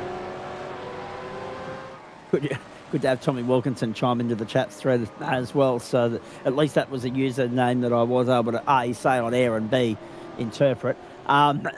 Let's have a chat about a couple of things here, mate, because every time I go to talk about it, something else bloody happens. So let's hope that we can get through this before we get to the pit window. Hard to look at this championship this season and know exactly who the full-time contenders are and who the part-time protagonists are, because we've got a couple of guys on the grid for the first time this season this week, because they've been away, bound by obligations with the qualifying series for the Logitech G Pro Invitational, right? For the balance of the season, we're going to be seeing drivers jump in and out of not only that championship, but also the Porsche Pro Invitational Championship that our ASRG colleagues are running, and I'm obviously privileged enough to be jumping in to do the commentary of. Then they're offering a Speedway series as well. The Speedway side of it, I'm not necessarily worried about too much from the circuit racing standpoint, but with the other two, it is going to have an impact here. That's not why we've got low numbers on the grid tonight, because there's no actual competition tonight, but it is going to make it hard for these guys that are committed to both to have a full crack at the championship here. So for someone like Jake Slade, he's got a drop round tonight, obviously, because of circumstances beyond his control. The power's not on. But at least we've got the drop round system and matrix in place, and he can use that to his advantage and hopefully have no run-ins with any sort of issues over the next 6 weeks and get himself a decent sort of result at the end of the campaign. Hopefully that drop round doesn't end up biting him in the backside. And then on the opposite side of that, you've got Adam Lavis, who now that I'm able to jump in here and work with you on a Wednesday night, he's actually able to go and have a steer of it. And with so many people coming and going and not being consistent regulars, there's still a good chance for him, with a solid haul of points, to bag a decent sort of result from only 7 bites at the cherry. Yeah, there's a bit of that. I mean, at this point in the season, it looks like our elite class is going to purely come out of Jake Slade and Jason Douglas, should they be able to keep their attendance up. As there you go, race control. There it is. Yeah. Make their decision on that instant. And yeah, I think I would agree with that assessment. Indeed, that mostly falls on Sam Cohen at the end of the day. With regard to the contact with Craig Bond and what came before that, really sort of window dressing. So that's where I think the elite class will stand. I mean, that hinges on both drivers racing as often as they racing the season committed. With the exceptions like Jake's issues tonight, unfortunately, with power, meaning he can't get on track with us. But these drivers here who do race from time to time and would race with us in terms of keeping match fit and the like. Now, racing like Pro Qualifiers is over and we're waiting to start the main season next month. It's a good 4 weeks, 5 weeks maybe here, where these drivers could just choose to keep getting laps in. And as you said, and that may play smaller at the championship situation as well. So that could be something important to keep an eye on. Whilst it won't affect the ultimate result, it will certainly affect the story along the way.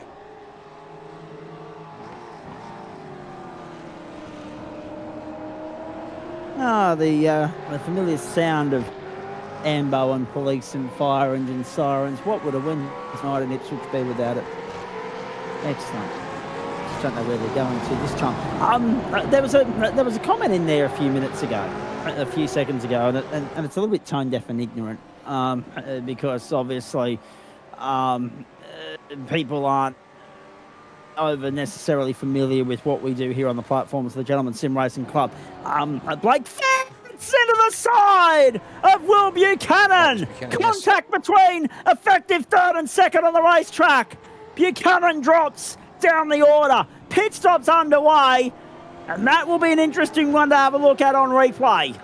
Oh yeah, 100% we will have a look at that one there. But the critical thing to also pull from this is that by coming into the pits 2 laps earlier, Blake Fitz jumps out ahead of Buchanan, despite there being about 2 seconds on the track between them before they were out on track. And this is a bit of a return of serve there, using the rear corner of your own car to finish the block pass. And that's it. I think race control just doesn't look at that. They just leave that now because it was 1 for 1, tit for tat, monkey see, monkey do. If you're happy to go Robbins Racing, so am I. And Will Buchanan return serve beautifully. Neither driver compromised. Play on. Press on. Let's have a look at how it all started, though. So Buchanan's tried to come together. Yeah, they're both. I'd say. It's almost like Fitz has gone left and Buchanan's gone right. It's like they're trying to. It's like when you're in the first lane on the highway and somebody else is in the third, and you're trying to merge into the second, and you almost collide because you're going for the same lane. And they were both trying to get through past that entry in front of them, which I think is a lapped competitor, quite frankly. No, that's Michael. That's Michael Buckman, was it? Mitchell Buckman. Yeah. Hasn't stopped though, so out of sequence strategy-wise. There you go. So, hence why I was struggling to just pick up exactly who it was. Thank you for clarifying that, mate. Have a look at this, though. Tyson Broad is now under serious pressure from... Where the bloody hell has Ryan Jones come from? Here we go. Jonesy has found some pace and has caught up to Tyson Broad. Here we go. So all of a sudden, we could potentially have a three-way fight at the front of the field here.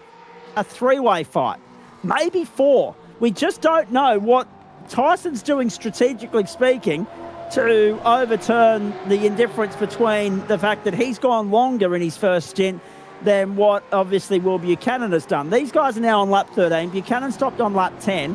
Fitz on lap 8. These guys are going incredibly long. They're still a quarter of a lap away from pit lane. Will this be the critical number for them? We know that they can probably go as long as 18 based on Sam Chapman coming in on lap 5. So a lot to play out. A lot of answers will soon come our way to questions that we're posing at the moment. But the critical thing is here, Dan, Aaron Smith and the top 4 are the only 5 on track yet to stop. So it would seem as though, unlike GT3 racing, where the onus is on the drivers to run the tank dry, do it twice, and then get back out there, but mostly for the first stint, run it dry. Here we go. Now they're in. Jones is going to go an extra lap, but Broad is in at the end of 13. So that answers the question. The onus is normally on the emphasis is normally on running the tank dry in the first stint. It would seem as though we're not doing that tonight. No, even with the conditions as they are. This is Chase Douglas trying to find their way past Sam Cullen, and Cullen has to leave the apex open. Yeah, nice move there, and if anything, McCullen, he tried to defend that one, and it wasn't really a spot he could aptly defend, so loses a bunch of time, runs that deep. But the main thing here is, I'll bring up the weather conditions again live as they are in the session. Track temperature is down to 47 Celsius. That is still tyre melting. The other big thing, though, is lap times. Ryan Jones just did a 156.4. Here we go. Look at that there from Will Buchanan. 154.6 on his first proper flying lap. So, yeah, you cannot afford to be staying out longer because Buchanan, Fitz, and there you go. Tyson Broad drops in behind Blake Fitz. That's what 3 to 5 laps has cost him on tyres now. As long as he doesn't overdrive it here to start, he will get it back, though, here. Absolutely. But that is massive. Just has to get through these guys. I was going back to there was a comment. Occasionally you get triggered by comments, and sometimes it's not people throwing shade at me. It's just asking questions that are just a little bit far-fetched. There was one comment there earlier talking about, if you can't win, then why bother racing? Well, sometimes it's not about the overall picture, right? These guys aren't under any sort of illusions. There's no serious amount of coin on offer. There's no Toto Wolff or Roland Dane picking up the phone the next morning to offer them a drive. There's something to be said, though, about A, we're all here for the fun of it, and B, yes, there's a serious element to it, Dan, but A, predominantly it's fun, and B, with regards to the fact that a lot of our members also dabble in other things, as we have a look. Oh no, there's a big slide, a massive slide from Blake Fitz, nearly clean pole. Tyson Broad was lucky to get away with it. Will Buchanan picks up a safety licence point penalty for the racing room and contact with Fitz earlier in the piece.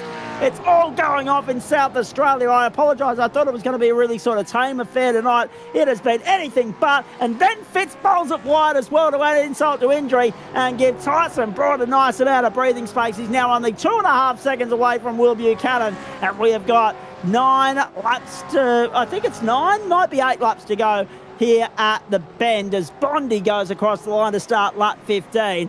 Oh my goodness. Look at that. But you're right. A one-lap undercut. Yeah, that's massive, isn't it? That is an enormous undercut on A, Ryan Jones, 2.5 seconds, and B, the fact that he's also gained on Will Buchanan in that time as well. So all of a sudden, this is your teammate's race to lose. But the other point, the other reason a lot of our guys are in and out here, Dan, is because they're dabbling in other championships, and this is a nice little outlet for them to stay match fit. Yeah, 100%. And at the end of the day, is all of it. No matter where we race online in these games and sims, if you were purely in it to win, the whole thing would collapse everywhere. Yep. There's as you said, the main thing is there's not enough on offer to make it all about winning. So we can only be doing this because we enjoy doing it, and that's what keeps the whole thing going around in one great big circle. We're going to see drivers come and go based on other things that are that are on, as you said, and the fact that drivers will choose to do different things, keep some variety up for themselves, and it'll make it'll make the week to week situation a little different. 100%. And so you can't guarantee that you're going to have the same roster each time. And so it's going to change the outcome. And yes, it does mean you then have people who might be on to win, be racing for what will be the Series Championship. Bond and Barber to pit lane, mate, to cleanse the field. Important to note. Yes. At the end of lap 15, and we are 7 laps away. Hang on, no. Might only be 6 laps away yet. Time's just not there. I'd call 6 on that, yeah. Yeah, times just aren't there tonight for us to get the 22, 23 laps in that we were... I said 22 from the outset because I thought, it's a minute 50 laps, so you've got that leverage to play with. You've also got a transit of the pit lane. And a minute 50... 2 is 3:40, so you're working with 3:40 and 6 laps in 11 minutes. It's a little bit more than 11, but that's 18 in 33.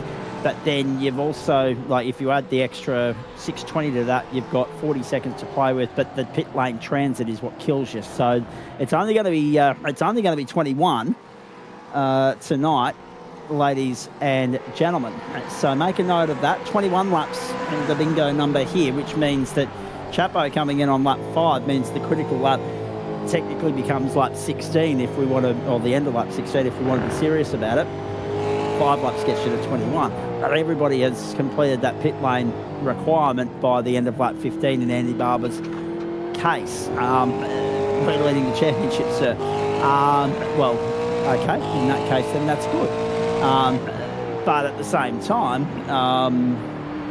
there's a long way to go. We'll wait and see how it goes between now and the end. It's only 10 points. It'll be a little bit more tonight because obviously Jake Slade's had that power outage, but then we won't get a complete picture of what the championship fight looks like until the end of week 7, because that's when the drop rounds come in to the mix. And I wouldn't rule Jake Slade out, quite frankly.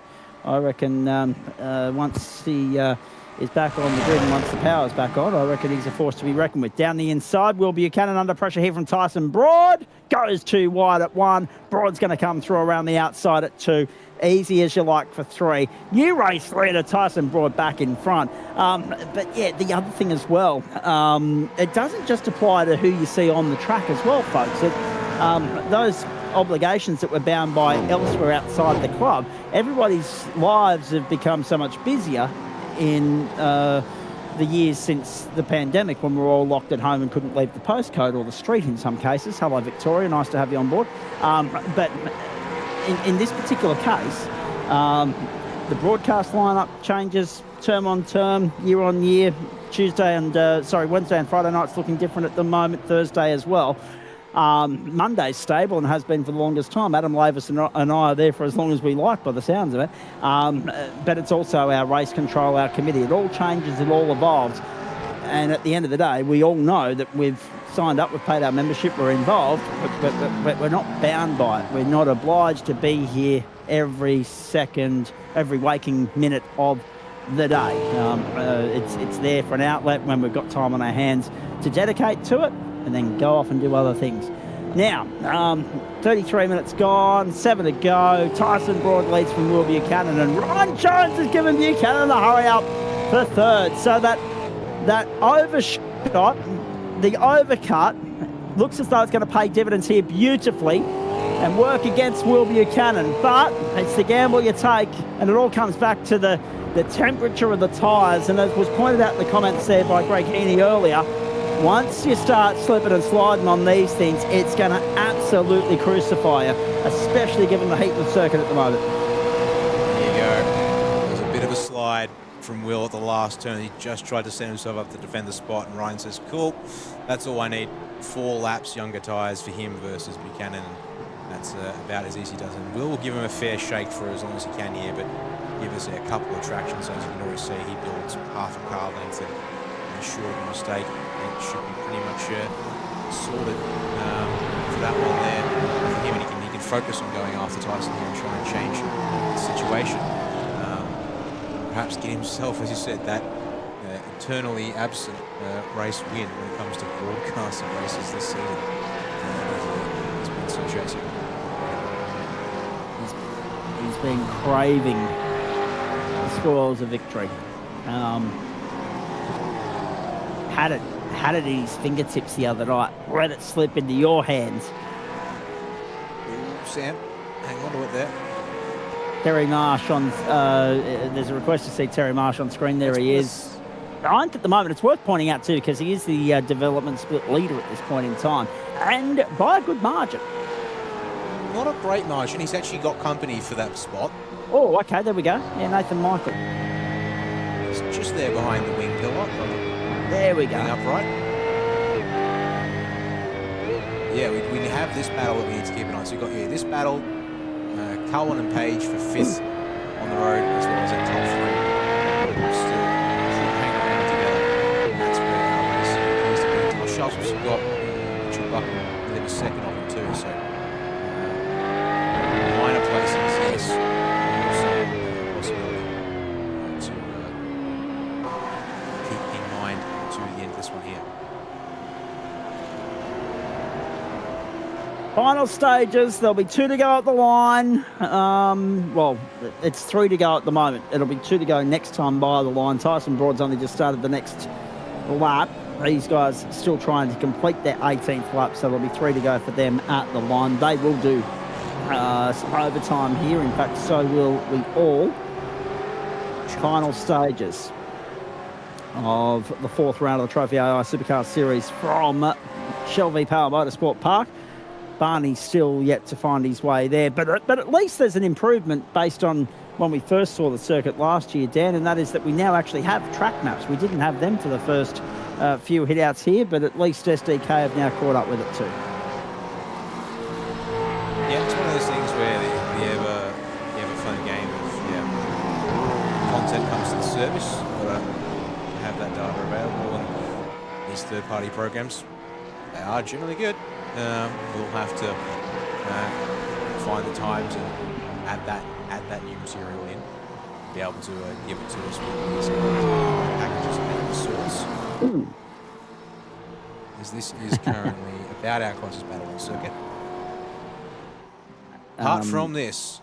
Oh, geez, Dale Sharp under pressure there on the run of turn 1.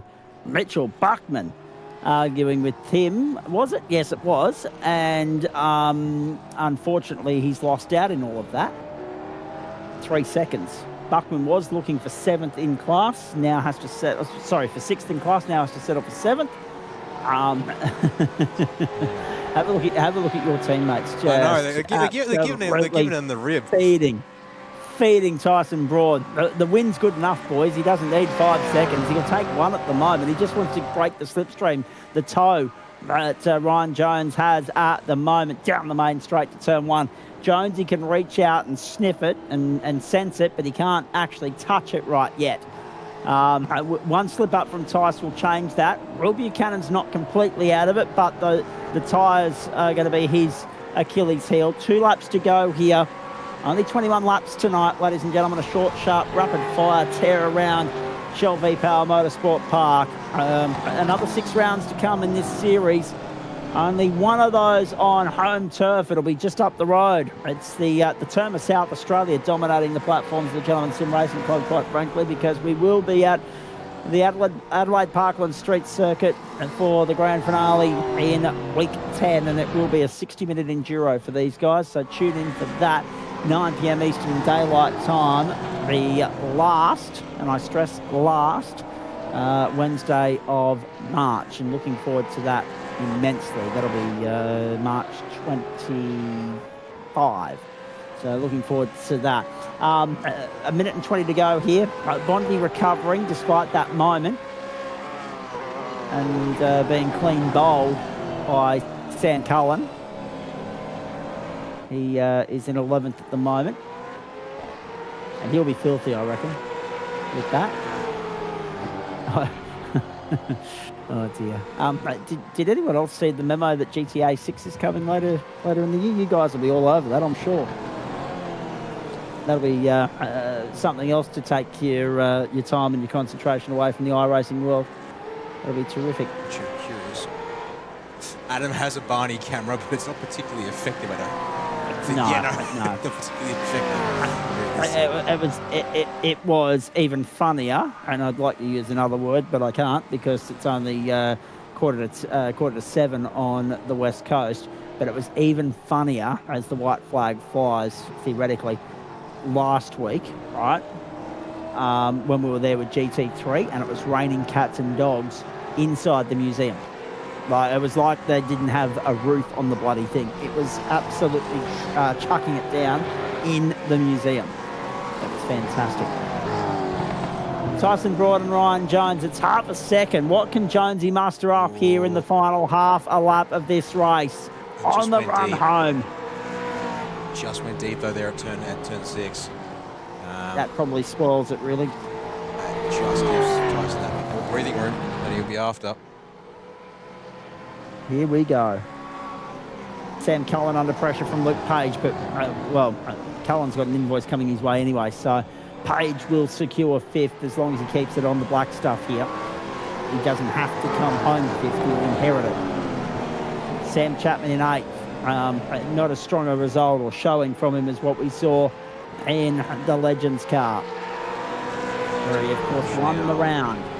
Uncontested by... yes.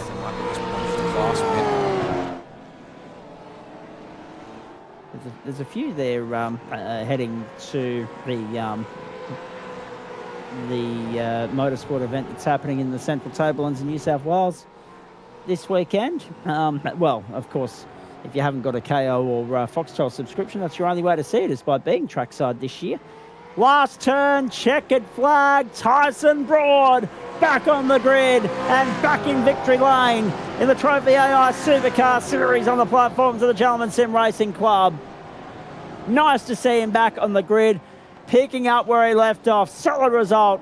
Orbit Drop Bear arrive and dominate. Good, strong tussle all the way. He was pushed fiercely from Ryan Jones and Will Buchanan. To no avail for those two. And Tyson Broad gets the job done. Jason Douglas, Sam Cullen coming through in behind them. Then Luke Page. That was a great showing from Sam Chapman to hold off Terry Marsh, but Terry Marsh will be your development split winner tonight, ladies and gentlemen. We know Alex Tzikis has a penalty coming his way. I just can't remember the exact size of the invoice there. Bondi home in 11th. It was only 5 seconds. Thank you, Dan Yeaman.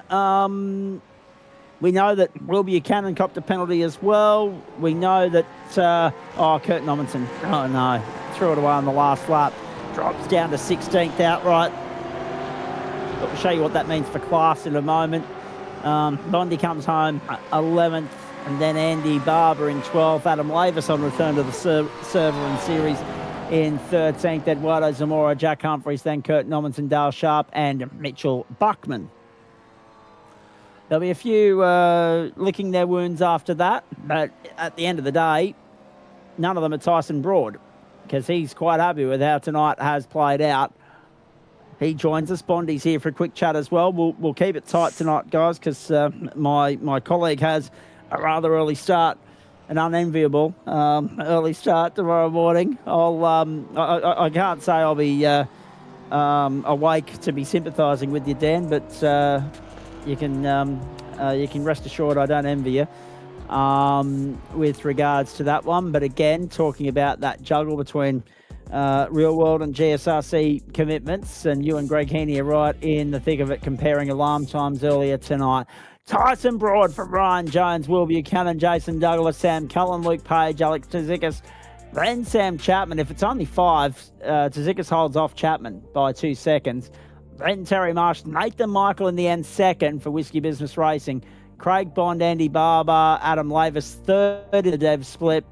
Well clear of Eduardo Zamora, Jack Humphreys, Kurt Nommensen. Unfortunately, that last run to the checkered flag, that last sector spin for him did cost him with Eduardo Zamora.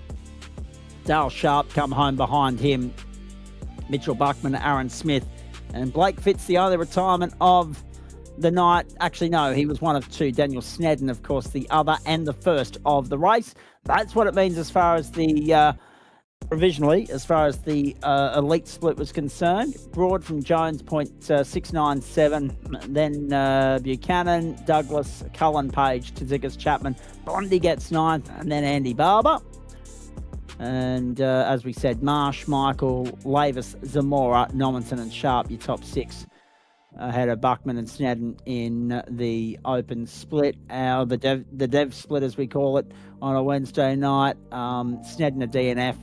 Aaron Smith, the only unclassified one in there at the moment in terms of he hasn't been allocated a split. I dare say he will be so, but and it'll probably be development, but it won't matter because he was a retirement tonight anyway. So there you have it. Interesting stuff. We'll get some final thoughts from Dan Yeaman in just a few moments' time. Tyson Broad, must be nice to be back in the swing of things on the platforms of the GSRC. I know you won't enjoy going back into the comment thread on YouTube to see your teammates just absolutely sledging you. You'd expect nothing less, but a solid performance tonight. You withstood the pressure from both Will Buchanan, who took it to you in the early stages, and Ryan Jones, who was pushing, nipping at your heels right until the very end, mate. A solid drive. Well done. Yeah, thanks, Zach. Yeah, the car wasn't very suited to these very hot conditions tonight.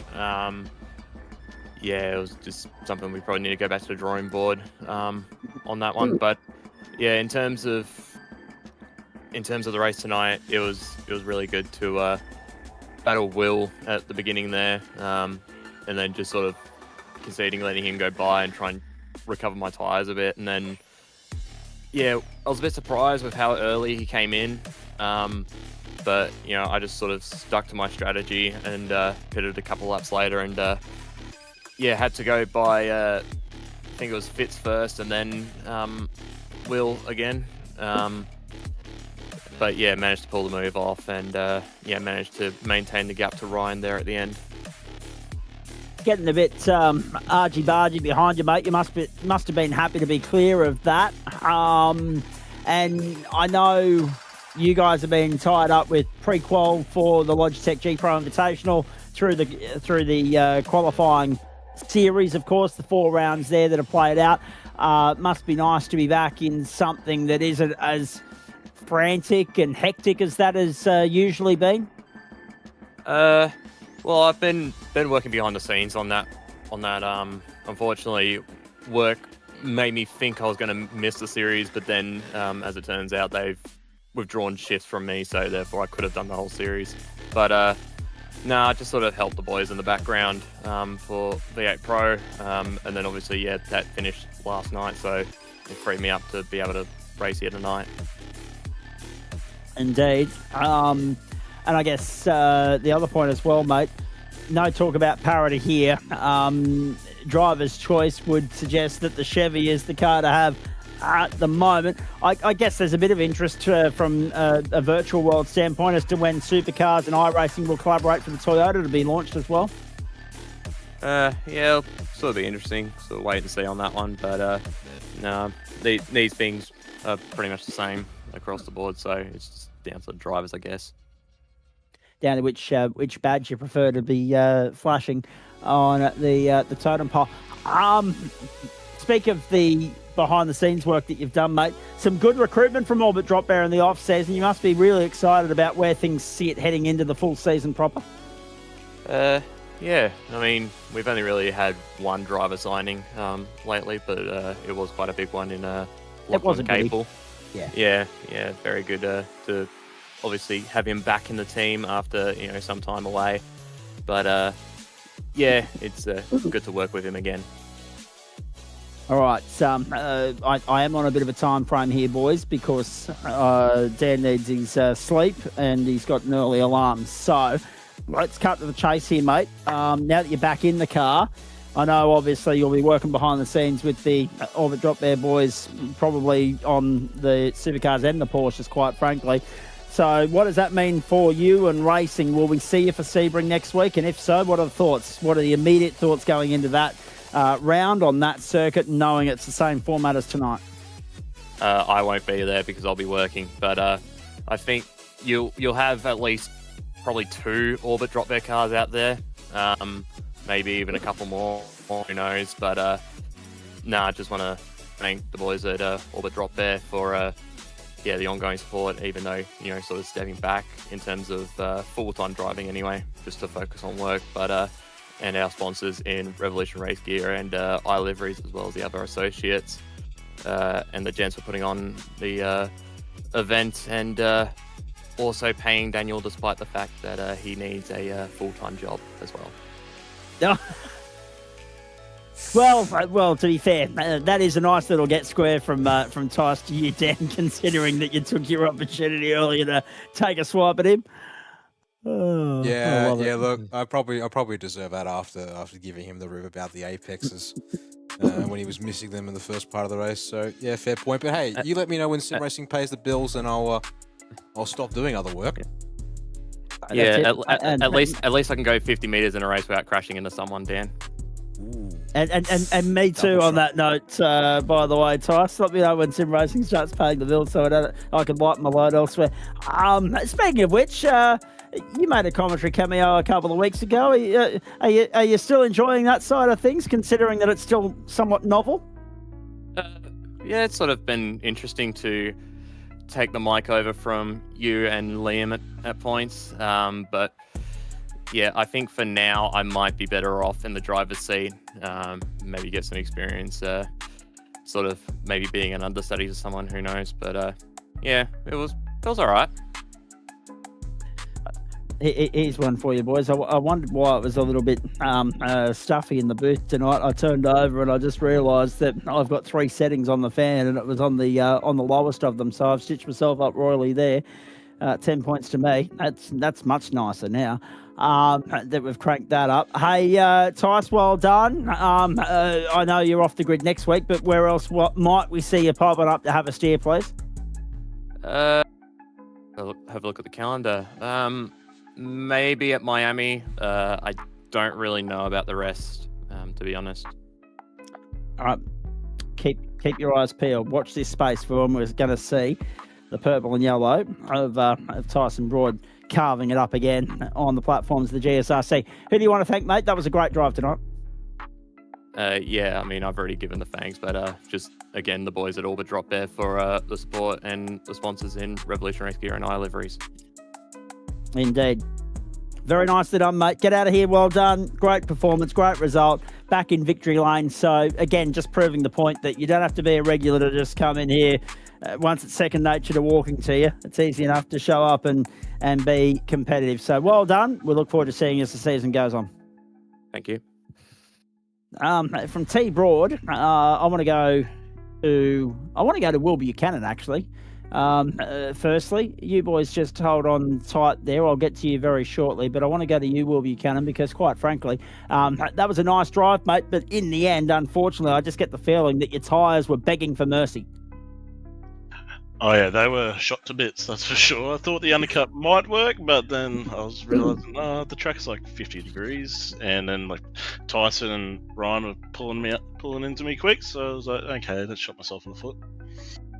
In saying that, though, mate, a nice result, and I'm just having a look down the leaderboard here again. I think I'm right in saying that was also your first hit out of the campaign as well. Yeah, I've been tied up with the prequel series for Logitech, so no, it's good to get back out of here. Enjoy racing in this league. And that's the thing as well, mate. I mean, we were talking throughout the course of the broadcast here, Dan and I, and I want to pick your brain on it as well. Firstly, what did you make of the Qual Series and how did it fare for you? Just give us a brief overview of that. And secondly, right, that's the wonderful thing about this league, right? It's here, you know it's here, 40 weeks a year. There's a race server up on a Wednesday night for the Supercars.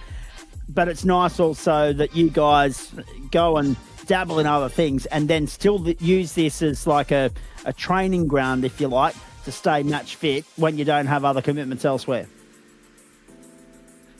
Yeah, no, that's why I like it. Like, comparing myself to a couple of the fast boys there, especially like Blacklock and Tyson there previous seasons. Like, it's just good to see how my progression is going. And yeah, with Logitech, it was probably not the first round hitted me a lot. I'd say we would have been there at the end if we didn't have a shocking performance first round, but no, it was a really good experience to hopefully I can bring it into this championship season. Any of the team at your end lining up for the ASRG's Porsche offering, mate? Obviously, Reggio's only open for that on Sunday afternoon. I think we might have one or two of our boys doing it, but I'm not too sure. It depends on availability with them at this stage. Yep. Okay, so noting that you had the pace tonight, but obviously tyre wear was the Achilles heel. How much confidence do you take from that you can go toe-to-toe with Brody and Jonesy here? And how do you go about planning to try and match them, better them when we get to Sebring next week? I'll definitely put a lot more practice into Sebring. The only laps I did was basically tonight. Didn't have any confidence in any of the setups we had, so definitely lock in a bit next week, find a setup I like, and just keep running laps, and hopefully we can pull off a result. All right, very nicely done. What does the rest of the racing schedule look like, please? Another busy week on the platforms of the GSRC, and we know the AIT Revolution E-Racing squad. Actually, I just noticed there's AITX Revolution E-Racing now. Is that a slight year-on-year change, or have I misread that? Nah, it's the same company with AITT. It's just indulging into the esports side of the business. So very nice. So what does the rest of the week look like for you and the stable, mate? And also a couple of comments from you on the fact that your teammate Terry's picked up the open split, the dev split tonight as well. So it's been a good night out for the team on the podium in both splits. Yeah, shout out to Terry. It was an awesome drive by him, so I'll leave all the sponsor shout outs to Terry. Rest of the week, I might pop in again to GTE Friday night. Yep. Raced there last week and it was pretty fun, so I might do that. Otherwise, I'll just be focusing on supercars and preparing for Scops in a few weeks' time. All right, mate. Very nicely done. As I say, we're a little bit pressed for time on the post-race show tonight, so we'll let you go. Well done. Look forward to seeing you in action when we get to Sebring next week, and all the best with what's to come.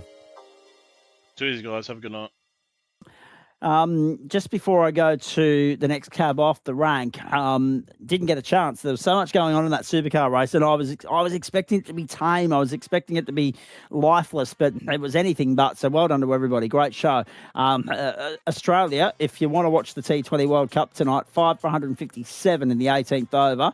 They're, of course, taking on Ireland in the first match of the group stage there. So the Aussies are going along not too badly. 37 for Josh Inglis, 21 for Cameron Green, 37 for Matt Renshaw, 43 for Marcus Stoinis. Travis Head only 7 and Glenn Maxwell only 9. So two of the big guns. I've got to make sure that I don't trip up the way Cromley did 20 years ago. Didn't necessarily fire in the opening match of the campaign. On the subject of commentary, Ryan Jones is in the house. Dan Yeaman's personally only here to say thanks for handing him the victory the other night in Super Formula Y. But let's talk about a couple of other things, right?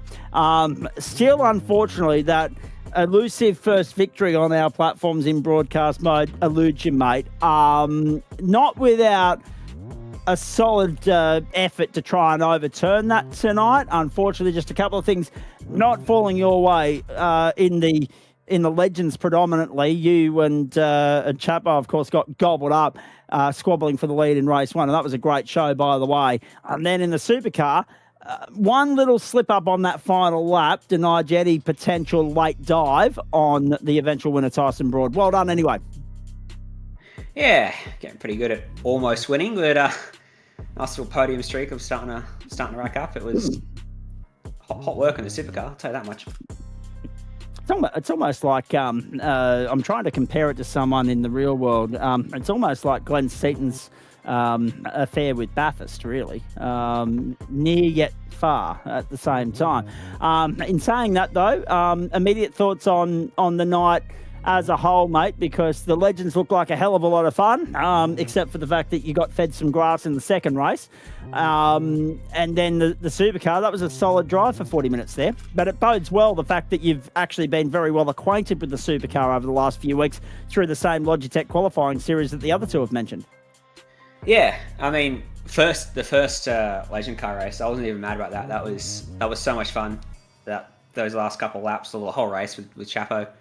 That last lap was off the charts, awesome. I actually had I could have dived back to the inside after we were 4 wide, but I thought the race had been too good for me to make the half move, even if it was for the win, and accidentally cause a shunt. So I backed out of it and was happy with that.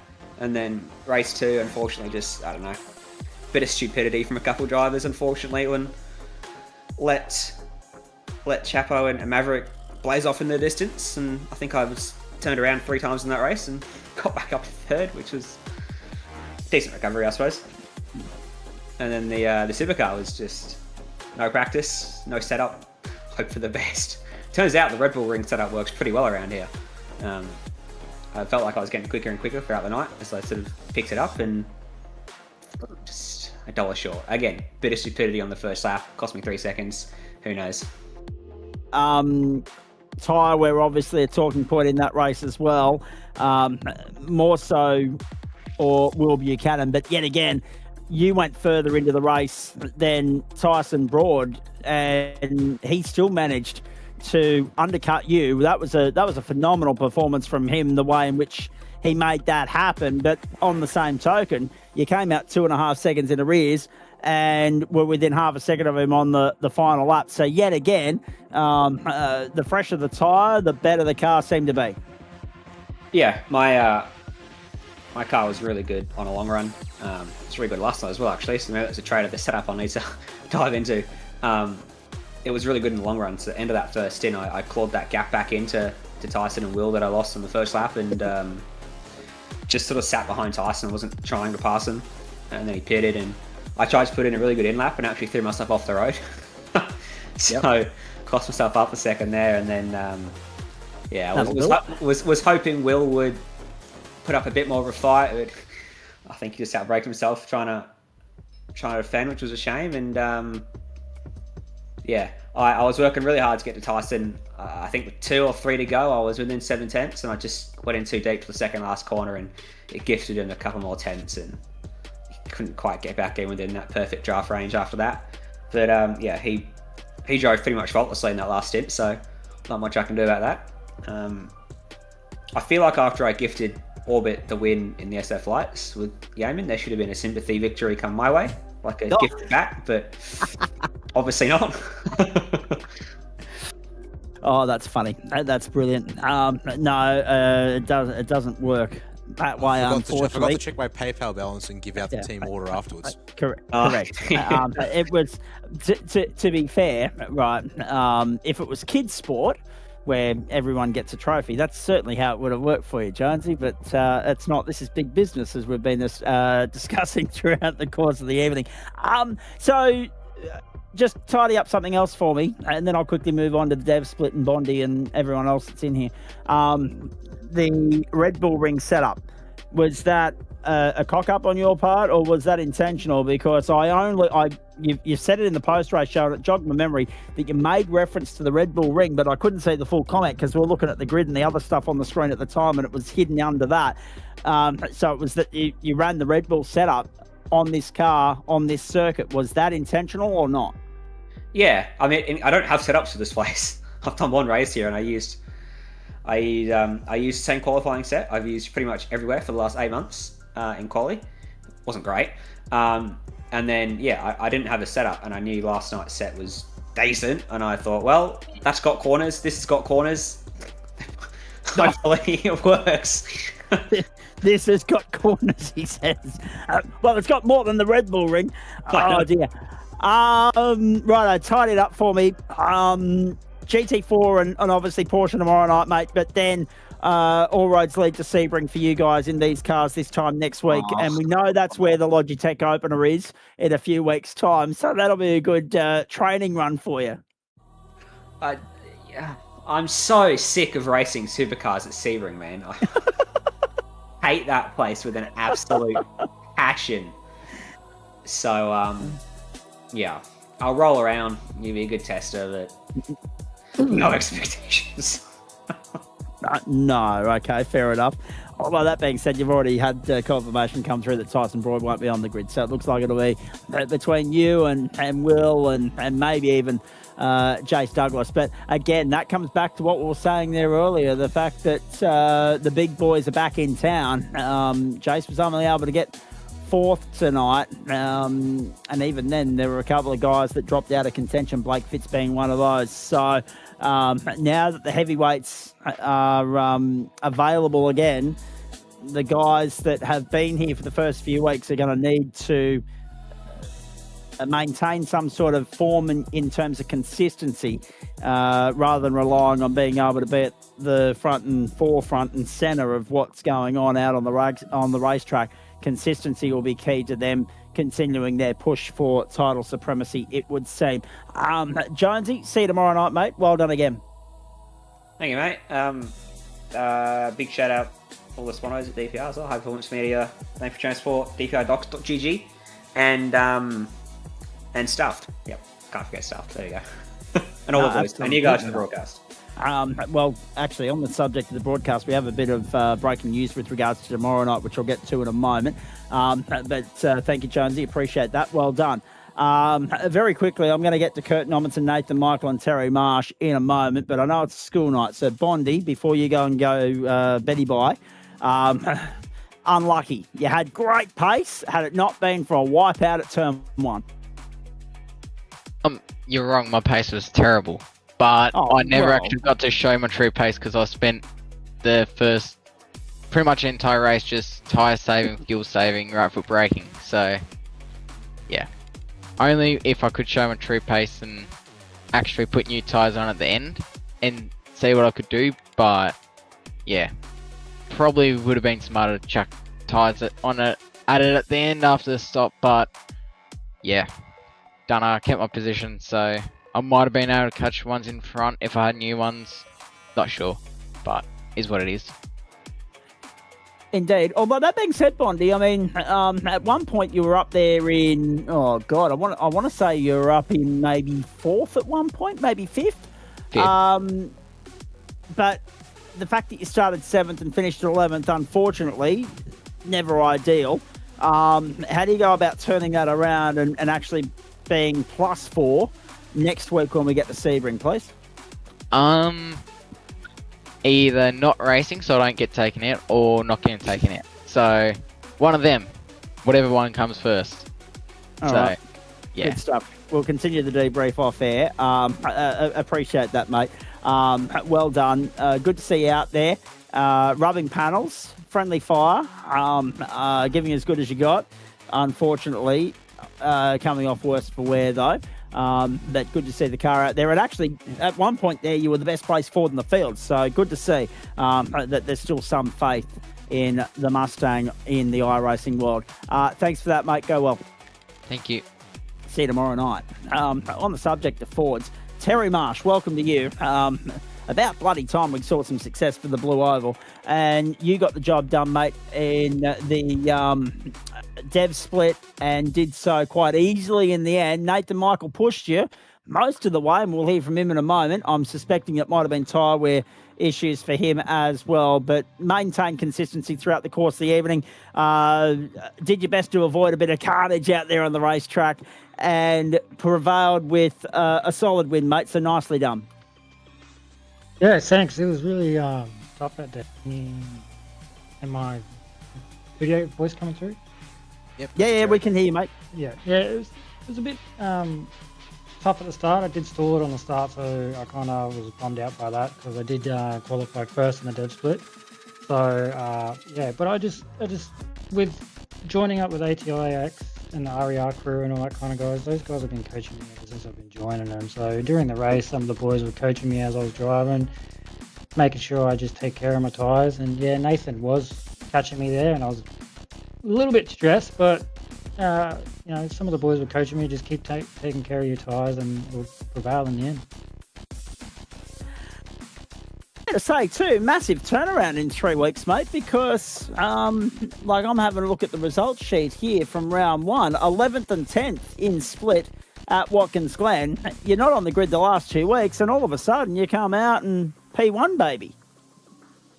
Yeah, we've been having a lot of in-garage discussions and kind of coaching behind doors and all that kind of stuff. So like I said, the RER boys have been helping me a lot. I can't thank them enough how much they have helped me. I've been doing other few things here and there, other races and here and there, but it's a bit tough when you're a single filer, so sometimes I can't make it, sometimes I can.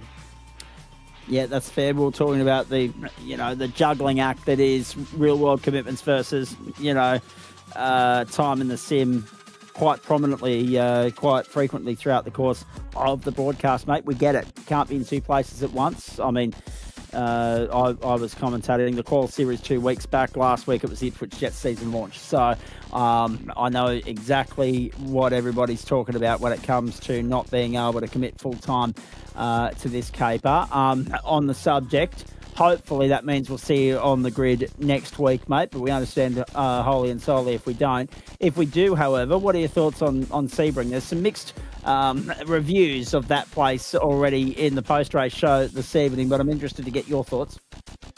I've never actually raced a V8 Supercar around there, so no. Yeah, I'll probably be doing some hard practice over the weekend, have the boys coach me through it and all that kind of stuff. But yeah, it would be interesting to see how I go.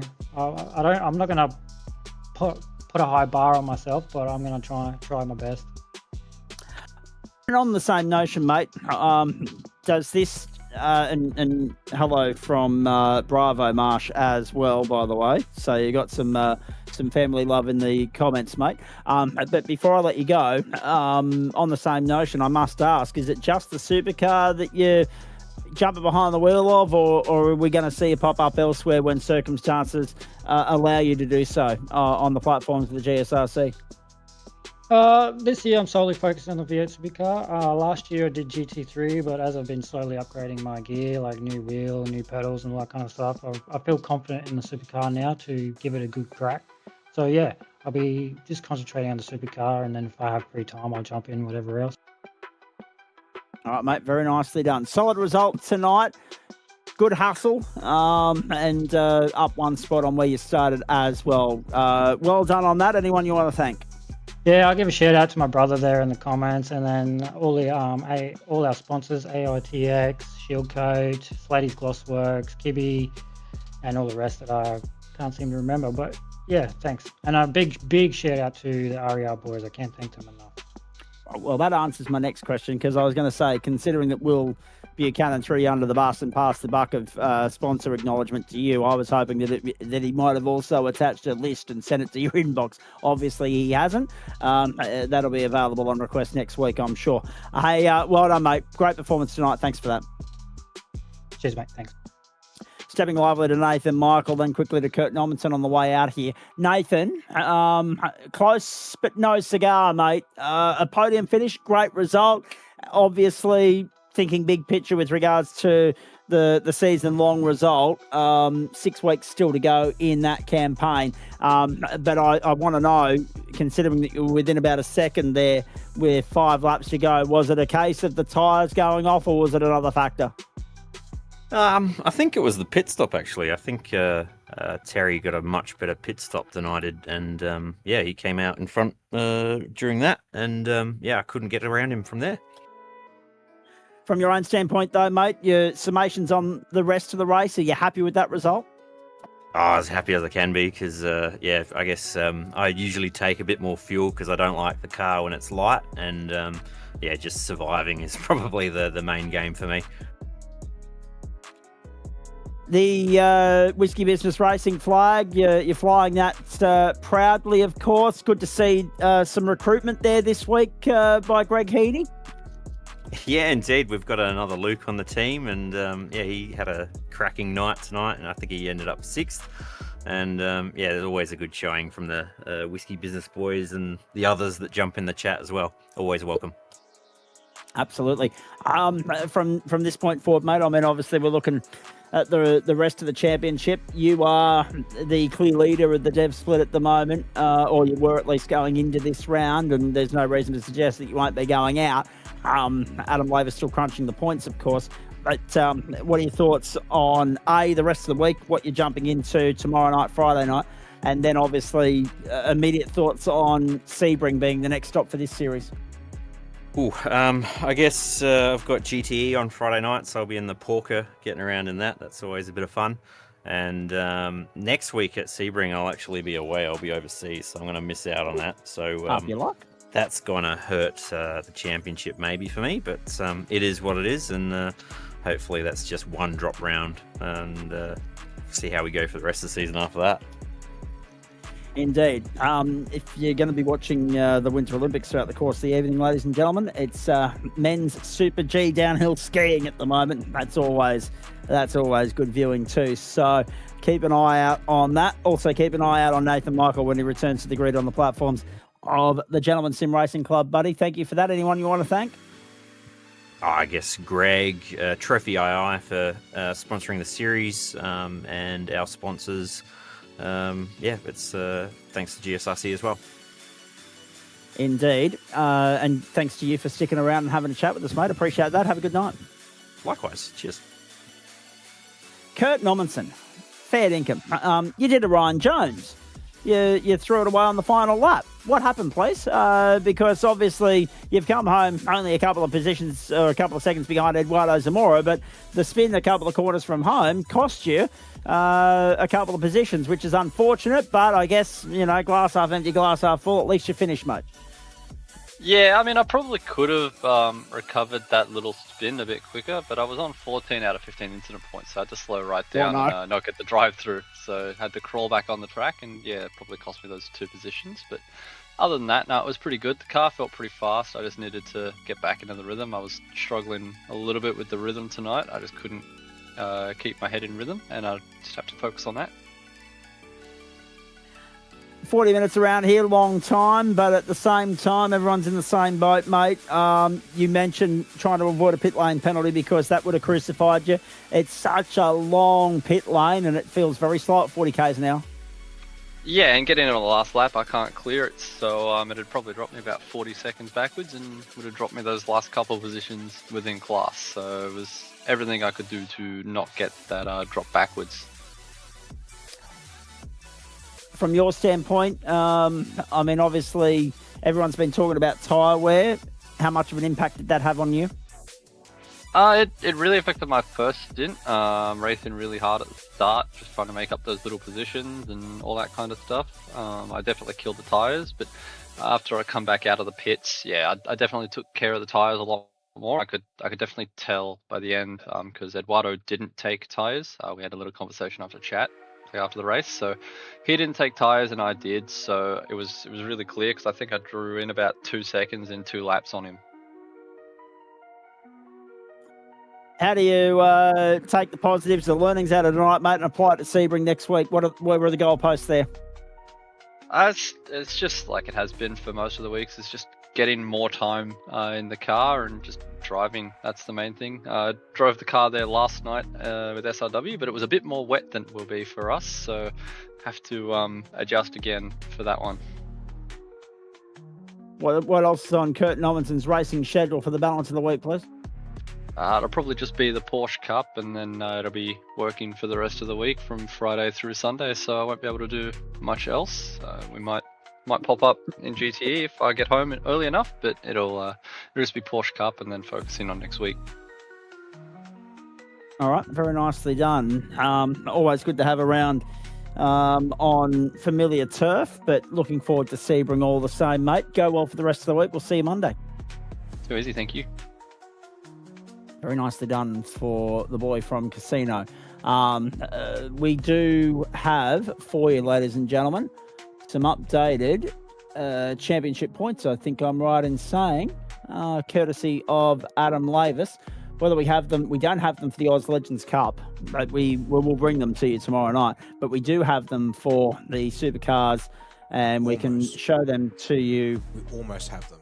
We almost have them. All right, so what I'll do is I'll look ahead on the platforms of the GSRC and we'll come back to it. How's that sound? That worked perfectly. That works perfectly. Before I do, though, Dan, final thoughts from you. That's been a pretty entertaining night out. As I said, I wasn't terribly optimistic because we know that sometimes the track and car combo can give us a bit of a snore. We didn't get that with the Bend tonight. 2 lively races right to the very end. Yeah, no, tonight definitely still delivered, even with slightly smaller fields in both classes there. And yeah, right from the get-go, we had plenty there to chew on, I think is how I'd put it, there to mix things up a little bit for us as well. So, look, yeah, whilst it can be a track that doesn't necessarily always entertain, it still did tonight. Indeed it did. And there's still plenty of great entertainment to come for you on the platforms of the Gentleman Sim Racing Club. Remembering, folks, that we're here and we do it with thanks to the great people at Flash Graphics, Disruptive Labs, Waste Options, Trophi.AI or Trophi.AI, as they prefer us to say it, and of course the great people at Disruptive Labs. So Waste Options, merch.tgsrci.com, Flash Graphics, Trophi.AI, and merch.tgsrci.com. On the subject, don't forget the merch store, gsrcmerch.myshopify.com for all your GSRC merch and paraphernalia, or merch.tgsrci.com.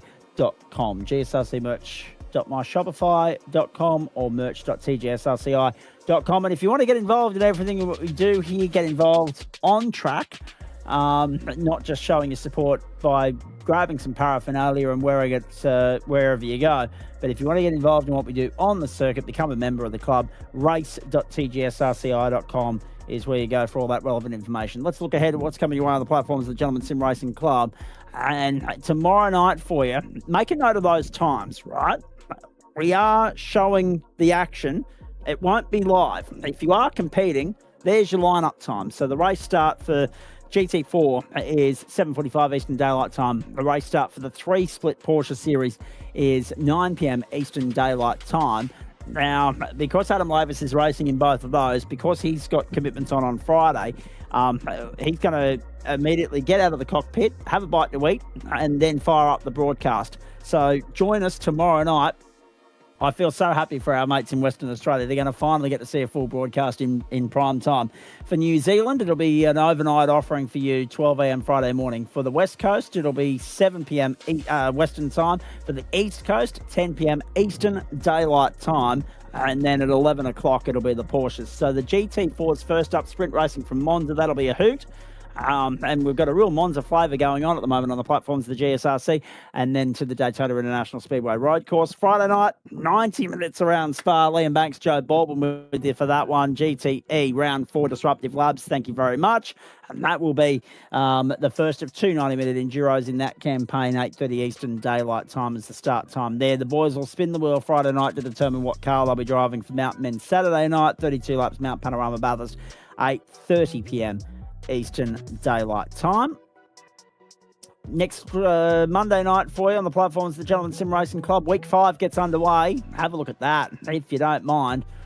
Pro-Am and Pro for GT3's broadcast from the Adelaide Parkland Street Circuit, 8:45 Eastern Daylight Time. And it's an all-sprint racing Monday night for you. We precede it with a trip to Laguna Seca on the west coast of the USA. So we are globe and continent hopping on Monday night. There's no doubt about that.